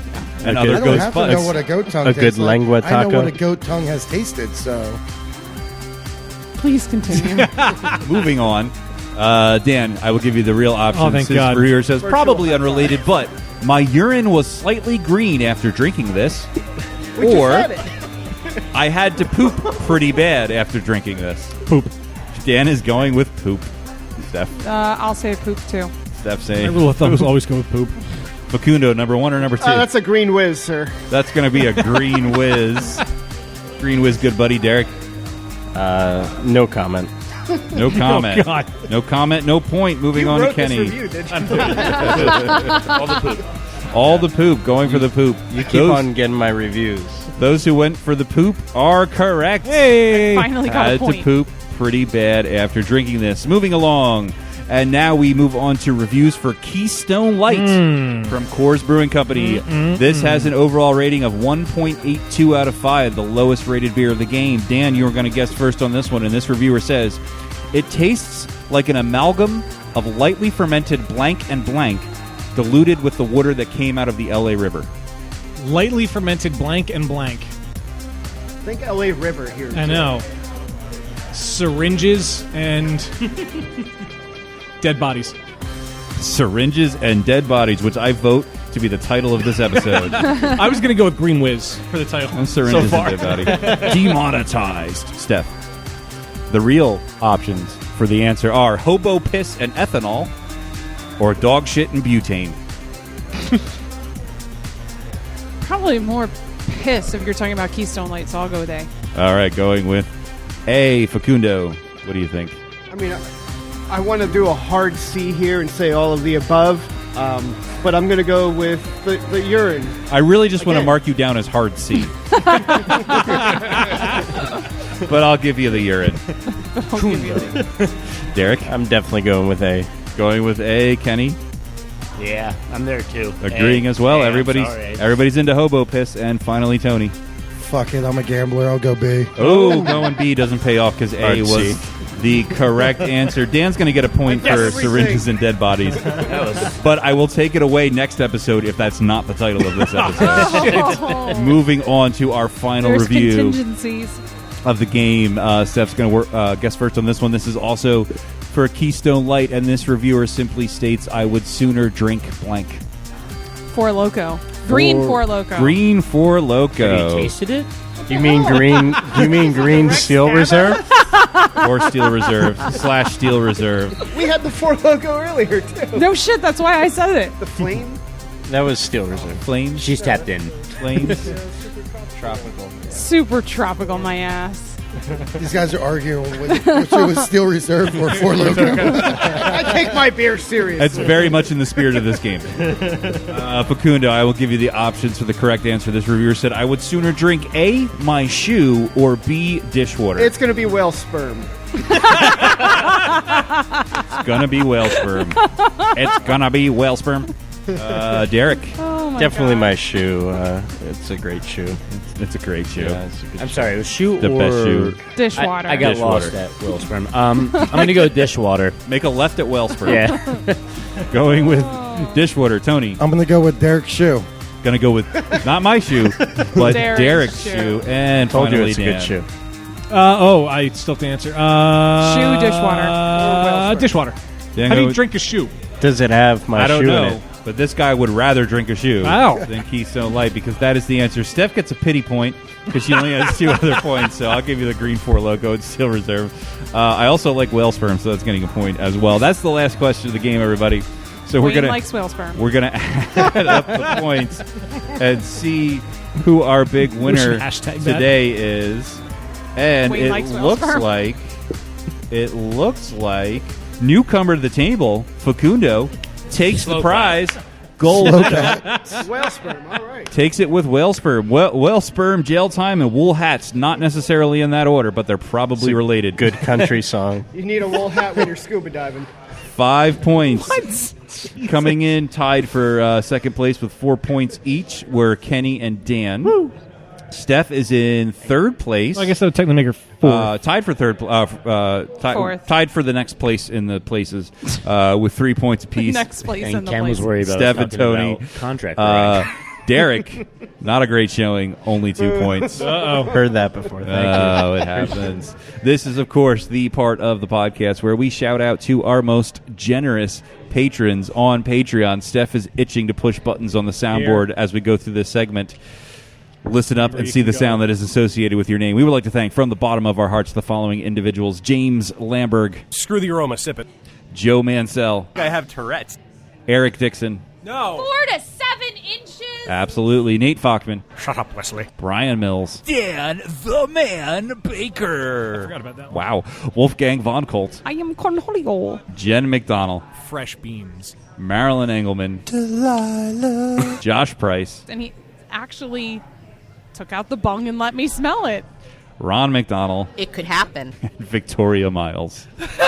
Oh, yeah. If you want to find out how you can get on Speaking this of Levante. list, yes, right, as well as other cool behind-the-scenes perks, including access to Last Call, our bonus portion of the podcast, go to patreon.com/beerbusters. I love that before we said Vicky's name, the clip before that was Vicky. Was it really? Yep. Nice. As for now, I think, Wayne, we should probably settle We up. should settle up our tabs, Yeah. pay some bills. Say, Yvonne, remember when I said I'd have to send away to NASA to calculate your bar tab? Oh, yeah. We all had a good laugh, Mo. The results came back today. You owe me $70 billion. Cheers to you out there in Beer Busters land. I want to tell you about the good people at Brooklyn Brew Shop. They've been empowering the kitchen curious since 2009. Their beer making kits are compact, attractive, and easy to use. keeping the most space-strapped brewers in mind. You get to use the same ingredients at home as world-class craft breweries. There's no extract, no sugar powders, just grain, hops, yeast, and depending on the beer, some other fun and exotic spices. And they also have a new series called Farm Steady, which is do-it-yourself food kits like cheese, baking, fermentation, foraging, and more. And this encourages people to revel in the kitchen by savoring foods they would never imagine making at home, like bagels and cream cheese or soft pretzels with beer cheese, Italian cheeses, and kraut as well. And they even have hard cider, wine, and sparkling wine kits too. Moo's excited about it too. Each kit comes with everything you need to make your professional quality beer at home. And if you visit bit.ly/beerbustersbrooklyn, you get to enjoy fast and free shipping on orders over $59. That is bit.ly/beerbustersbrooklyn for free and fast shipping on orders over $59 from Brooklyn Brew Shop. No, your beers. No, your beers. So when I saw we were going to have a PA Common, I did some searching and I realized I've never talked about California Common on the show. Get out of here. And it's one of my favorite styles. So we're going to talk about that, guys. And we will not call it the S word. Or we might. So overall, a California Common is a lightly fruity beer with firm, grainy maltiness, interesting toasty and caramel flavors, showcasing rustic, traditional American hop characteristics. Let's go through the tasting qualities of this beer first. The aroma, of course, showcases those American hops, often with woody, rustic, or minty qualities. Ooh, minty. Minty. They appear medium amber to light copper color, generally clear, of course, with an off-white head. The flavor is moderately malty with a pronounced hop bitterness, and the malt character is usually toasty and caramelly. The mouth feels medium body with medium to medium high carbonation. This style, of course, is narrowly defined around the prototypical Anchor Steam example, although allowing other typical ingredients of the era. Northern brewer hops are not a strict requirement for the style. Modern American and New World type hops are often used. But you wouldn't, of course, use super citrusy hops. That would be quite inappropriate. It's an American West Coast original, brewed originally as steam beer in the Gold Rush era. Large, shallow, open fermenters or cool ships were typically used to compensate for the absence of refrigeration and to take advantage of the cool ambient temperatures in the San Francisco Bay Area. Fermented with a lager yeast, but one that was selected to ferment relatively clean at warmer temperatures. Modern versions are based on, of course, Anchor Brewing's relaunching of the style in the 1970s.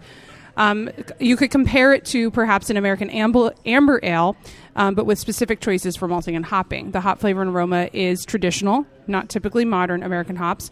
Malt flavors are more toasty, and the hopping is always assertive. And, of course, a warm fermented lager yeast is used. Some commercial examples. Anchor Steam Beer. Flying Dog Old Scratch Amber Lager, Steamworks Steam Engine Lager, and now a Pennsylvania take on it, the Lost Tavern PA Common, which was quite delicious. Wealth. Oh, Common Wealth. Common-Wealth. I keep forgetting the wealth part. Yes, that's what makes the name. I love the style. I think it's something that, you know, when we see all these kind of hype styles out, it's good to see these other styles still stay afloat and kind of be there because... To be honest, like I said before, these traditional beers, even though this is not super traditional, it's traditional to our country and our national heritage. But, these traditional beers will always be around. So it's good to keep them in a relevance state of mind and don't forget about them. It's also cool to have a style of beer. Like I think when you think about American beer in the context of like the world stage, a lot of people think IPAs, even though they weren't invented here; they were invented in England. But that's kind of like become the American like favorite style. But it's cool to have a style of beer that's like rooted in American tradition, like you said, like invented in America, but like not even invented in the way that like people are just like experimenting, but invented in the way that beers used to be invented out of necessity of how the beer was brewed, and then it turned into like that's the tradition of making it. So it's cool, a cool storied style of beer. Yeah, and I've had the pleasure of touring Anchor Brewery. They're not Anchor Steam Brewery. You toured the Anchor beer. Brewery. You cannot say that word. It's hard, but it's the history. It's almost like touring Yingling for a Pennsylvanian. I mean, just the history in that building, and the equipment that they use, and just the pride for tradition. They would typically do like a cool ship open fermentation there, wouldn't they? Yes, Eric? on the roof. Yep. Yes. They had like big porcelain kind of like tubs or tiled Yeah, tubs. cool ships. Cool ships. Now, yeah, they still use them, but now they're indoors because pollution and shit. But Yep. Yeah. is this Blue Man goo? Goop. Yes. Cool ship, bro. Yeah, not to be confused with Maytag's blue cheese. Very different. So that's got I don't hate it. it's got blueberry. It's actually puree. quite good. It's got cinnamon on it. Whoa. Oh, the cinnamon is It's a got nice vanilla. Yeah, touch. that's a good touch. I like it. Yeah, we were kind of going for that kind of blueberry pie. As you let it warm up too, it'll really start to smell like a blueberry pie. That's really good. But still trying to keep the same light that it is an IPA, and I think that's kind of where things get lost nowadays. Is when they hear fruited IPA and they start drinking it, and there's nothing really IPA qualifying about it. The fruit has, and most likely lactose, has now dulled down the bitterness. Yeah. To take it out of an IPA. Is that this one still holds its form? I think on an IPA, it still holds its bitterness. It tastes like, what's that cereal? Blueberry. Sure. I never liked blueberry. So it's Count Chocula guy. I prefer Count Chocula. What was the Well, I strawberry prefer one? Fruity Frankenberry. Frankenberry. That could be the one I'm thinking of. I was always a Captain Crunch kid. Captain Crunch Captain kid. Crunch was a good This cereal. is nice. Yeah, we should call these kid cereal beers. So There you that's go. what they all taste It like. is interesting. You bring up an interesting point. Like when you start talking about like milkshake IPAs and fruited IPAs and like these, like why do we even call them IPAs anymore? I think we call them IPAs because that's what people want to see. But they're not even really IPAs. They're kind of their own. People want to thing. drink IPA, Yeah. regardless if Right. it is or not, right? Yeah. So I think, hey, listen, whether you call it or not, I've had some quote-unquote IPAs that are delicious, maybe don't fit into the realm. So I think Tony and the guys have done a really nice job of, with our Bridging fruited that gap. IPAs, kind of still keeping some bitterness to it, Right. whether it be in the form of full-blown crazy hop additions or, cinnamon in this case with hops. Keeping some bitterness, and it's just like you said on the sour. Might taste like candy, but we try to keep it sour still because that's right. how it's on the menu. So. Right. Yeah, we definitely try to keep a little bitterness kick in there because essentially they are IPAs, and we all kind of started drinking IPAs early on, and it's what we enjoy, and what a lot of people do enjoy, and I think don't realize that they are enjoying is a little bit of a hop kick with the nuances of different flavors added into there. But the IPA is not the only style that has a hop kick, too. It's true. I mean, True. a Pilsner has a pretty good hop kick. Not what we think of when we think of hop kick, but Sure. I'm going to say we need to start calling these kid cereal beers. Firm I'm stance. starting it. Are you running on that platform? That was a very Yes. political way of saying that. I'm going to throw this out there.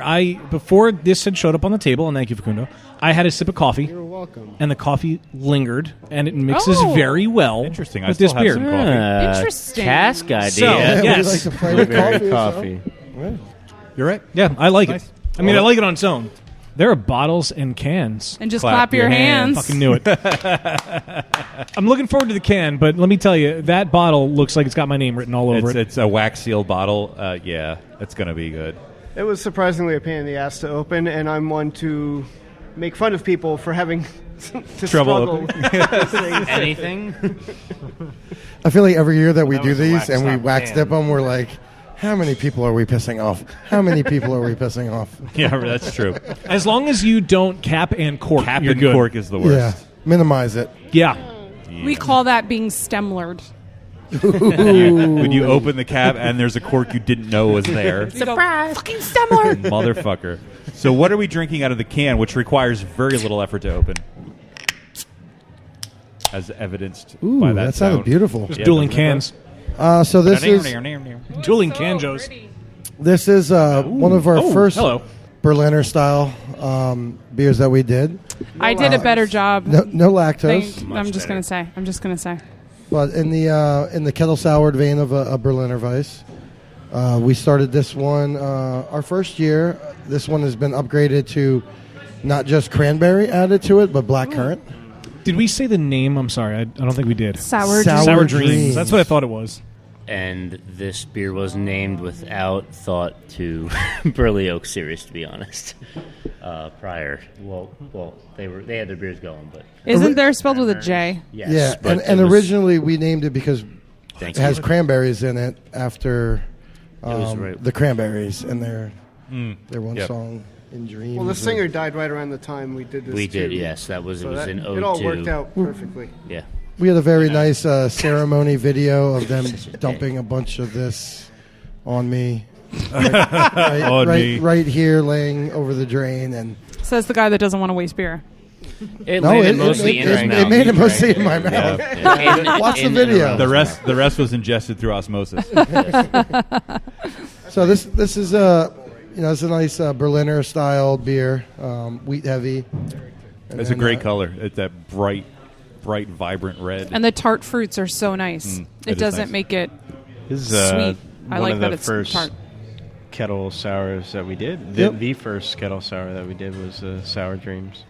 Yeah, I don't know if previously mentioned. I think so that we, all of our sours here currently, we have some wild barrels in the back, but none of those have been released yet. All of our sours have been kettle sours, Right. so no fear on when you go onto the cold side Yeah. that you're introducing any wild bacteria yeast into that. And But comboing it, with the cranberry being a tart fruit, I think goes a long way with the sours and not too sweet. Yep.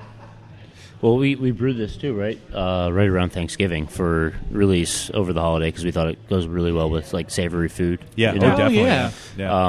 And then I gotta give mention. You can't see it on the podcast, obviously, but the artwork here is done by one of our staff members, Gretchen, Twisted Plot Company. She does a lot of awesome artwork, so she does a lot of our cam work for us.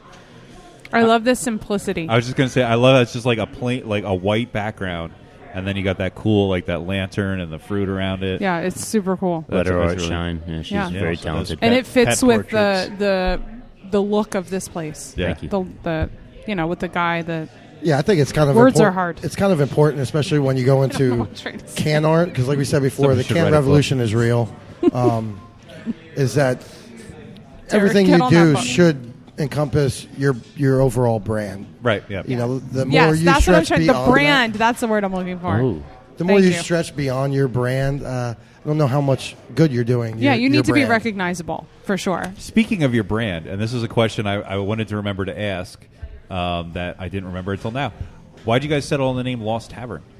We try to be as rich in heritage to our community as we can, and the town was established predated before our country was established in the late 1600s, and it was founded by the Heller family and the Wagner family, and apparently Christoph Wagner, one of the settlers here, one of the first buildings commissioned in this town was a tavern.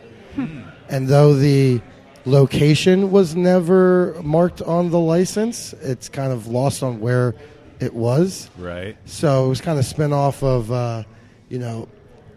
especially on the eastern side of the United States here with a lot of rich history.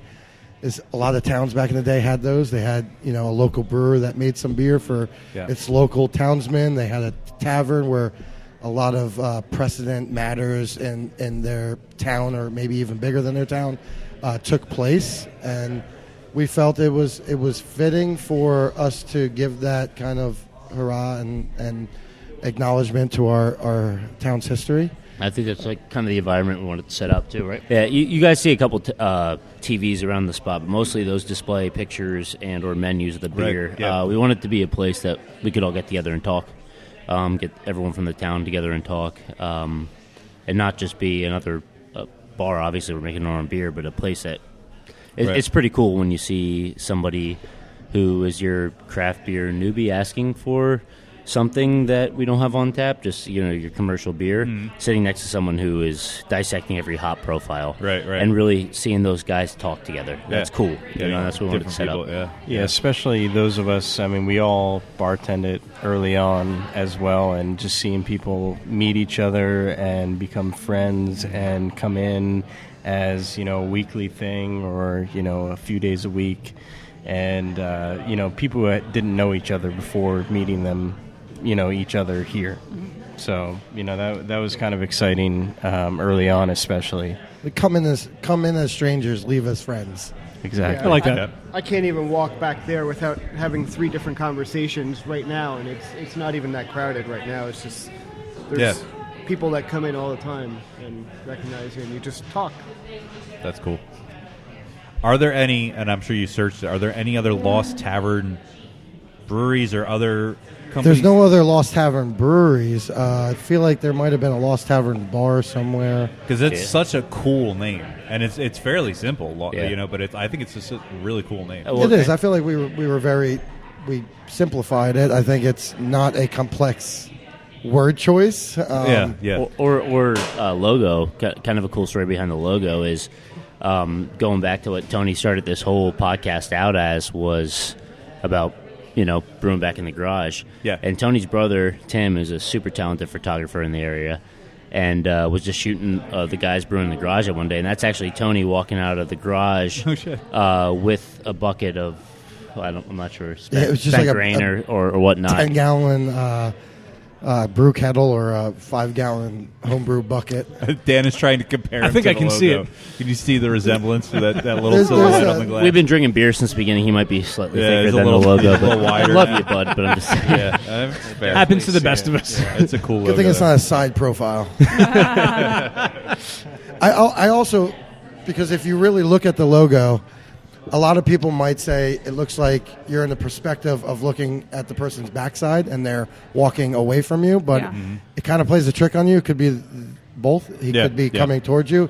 And so we dubbed the logo as the Seeker, which is the name of our house IPA. Right. And that was in the vein of everybody's profiles and flavor choices are different. It's come seek, what is good for you. Come find your perfect pour, your perfect beer. And yes, it's named after our house IPA, but we dubbed him the Seeker, and that's kind of the image, almost like the Nike swoosher that we want to put everywhere. And we don't even need to have Lost Tavern near it. If we have that Seeker on there, it's Lost Tavern. Right.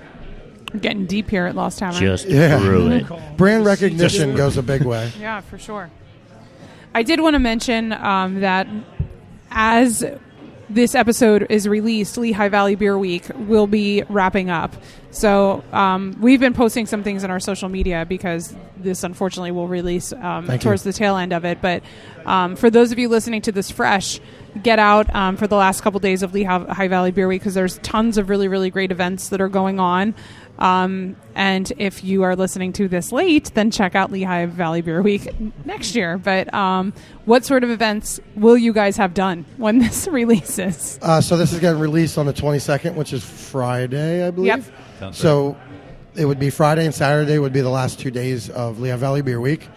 You gotta go on the website, so it's a little late for people that are going to be listening right now. But not late enough. You still have tonight or today and tomorrow, depending on when you guys actually air this or what time. And if you're missing out, then you should be following us on social media because then you'd already know. Yeah, exactly. Lesson learned for next year. At Beer Busters. The 23rd, Saturday, the last day, we will be hosting our second annual chili cook-off. Oh, hello. Oh, cool. Chili! So that's a big event that we're doing throughout that week, along with an event at Bar Louie. And doing the chocolate tasting with... And doing a chocolate tasting with Dolce about Patisserie that we mentioned earlier during that week. So many fun, cool events going on. I love all the beer weeks we have. Yeah, I mean... There's a lot of beer weeks. And shout out to all the brewers around here. They've popped up. I mean, we have the ones of Fagley's and Weyerbacher who've been here from day one. Oh, geez. But, yeah, I mean, there's a lot of great breweries around here, and you can come into Lehigh Valley and for a weekend and hit up so many talented breweries. So, please pay us a visit. Yes, definitely do that. So now the bottle. Now the bottle. So what did we say this was? This is Winter Galley, which is our Russian Imperial Stout aged in bourbon barrels. Oh, no. Yeah, this one's for you, Dan. Oh, God. This one's for you. I'm so happy right now. I know, right? And so this year we did two different variants. This is the regular. This is the original that we're drinking right now. We unfortunately do not have the other two variants anymore. They sold out fairly quickly. One variant was this base beer style aged in a maple. Wow, I'm butchering words right now. Told you, words are maple hard. syrup barrel. And the other one we dosed with some coffee and had a coffee version. Oh, it smells so nice. Oh, good Lord. Smells so good. I'm diving in. Do people really still get... Oh, I haven't tasted it yet. oh, it's so good. Do people still get like super excited over these kinds of beers the way they do like hazy We do. IPAs? I do. I do. I mean, I do too. I'm just like wondering, like, But just the general public is... because I feel I like think so. People yeah. still. there was a is- time Seek where 'em like out. these were like the rare, like tradable, like share at a bottle share and be cool kind of beers to have. Right, and me and Derek have this conversation often. You made a good point the other day where, a guy comes in here, he'll buy a 4-pack of our beer, knowing that he's going to keep one can and trade the other 3. Right. You can't trade one full bottle if you're not going to get to taste it. That's true. Yes. So it's not trade bait for sure anymore. Times Right. have changed, but the beer drinkers still get excited about Yeah. it. To be fair, I wouldn't have traded this. I don't. I want it all for myself. I think beer Appreciate trading is it. ridiculous. It's beer, not Pokemon. Like, fucking drink it. And Gotta there's drink 'em nothing all. wrong with Pokemon. Yeah, be careful what you say around Facundo. He's gonna There's get nothing offended wrong with easily. Pokemon, but there's two different things. You can Wow. trade Pokemon cards. That's fine. Hold That's what on. they're for. You shouldn't trade Times beers. have changed. This we don't is do fucking cards delicious. anymore, man. Thank you. Oh, is it all We do digital? Pokemon Yeah, man, it's all Go, you Pokemon got Go. Pokemon on the Switch. The Pokemango. bourbon level in it is, to me, is perfect. Yeah. The vanilla The character vanilla that you get is in it unreal. What It's on point. What bourbon did you age this in? Well, barrels. So we had the Heaven, or So last year was Heaven Hills Buffalo So it Trace. is- okay, that's And then we had 2 that were New York. That when we bought from the broker that we bought from, it was just labeled as New York Distillery. nice. So somewhat local then. It came in an Allagash palette, so that's pretty cool. Ooh, Oh wow. fancy. And to your original question about like, do people come out? Do they get as excited about these beers? I think our first can release was naturally the craziest one we ever had to date. We've had lines more times than not for can releases. I was pleasantly surprised on this year here. I mean that the 2 variants sold out within days, and one within hours. And people were lined up. It was fun to see because it is a touchback to beer. Right. Yeah. Definitely. Yeah. Beer. beer. beer. Yeah, so we all put have these left is in this regular one. in these bigger bottles too, and we wax dip them. But I do want to just add that we did the 2 variants plus the regular. It was over 900 bottles that we filled by hand. Oh Wow. God. Nice. So when people say craft beer, you don't get any craftier than 900 bottles by hand. Did you number them? We did not. You should have. Yeah, fucking And this is slacker. by hand by weight. Yeah, you fucking slagger. Yeah, that's mostly to Facundo. Hey, I don't have slack. Actually, last year we did a special cap. We had 3 caps, I think, 3 or 5. They I 3 brought or my 5, old definitely homebrew. not 4. No way. I brought in my old homebrew. I did a Spruce Tip IPA a long time ago. I had a Fallout guy drinking a beer from the video game Fallout. Nice. And that's what we use as our special caps for like So a we golden ticket. set out like a release saying, hey, there's 5 bottles in this release that if you get that cap, come in. We give them gift certificates and T-shirts. I think they got a glass Tiku Glass. or something. Yeah. I don't That's know. cool. Yeah, but then, I mean, we said it was like valid for a couple months, but then we're like, we're not going to penalize people who actually age beers. So then, People like, still haven't That's a come very in good for point. it. yeah, so then this year we had a couple be like, hey, guess what? Got one. They come Like- back out on like your 15th anniversary. Yeah, we don't have that like, glass, guys. but we're going to hook you up. Yeah, I got this bottle We'll through hook a you up. trade. Is this still valid? Yeah, right. Yeah, I'd be okay with it. Sure. So if people want to find you on the internet, yeah, Lost Tavern Brewing on on everything. Instagram and Facebook. We haven't hit the Twitter game. I've seen really bad things happen to people on Twitter recently. I don't know if you've fair. heard about that. But anyway, yeah, we'll stay on Instagram and Facebook. But yeah. And You said it- LostTavernBrewing.com. Yeah, we do have a website. Can you set up a Twitter account just so I can tag you when this episode releases? Because I get really annoyed when I go to tag breweries and the episode's released and they don't have a Twitter. And I'm like, what the heck? I'm sorry. I'll just have someone else run mine. It's fine. Just tag hijinks. Hey, Chris. I should. My I'll bet God. Lost Tavern Brewing, but then in parentheses, the hijinks Twitter. Just for the hell of it. And Sam. Well, yeah, of course. Well, duh. We love you, Sam. Absolutely. Of course we do. Everybody All the love does. for Sam. And while you you're want to tag Beer Busters, yes, if you want to tag we Beer do Busters, have a Twitter. at Beer Busters Also on the Instagram. Twitter and the Instagram. We do have the Twitter.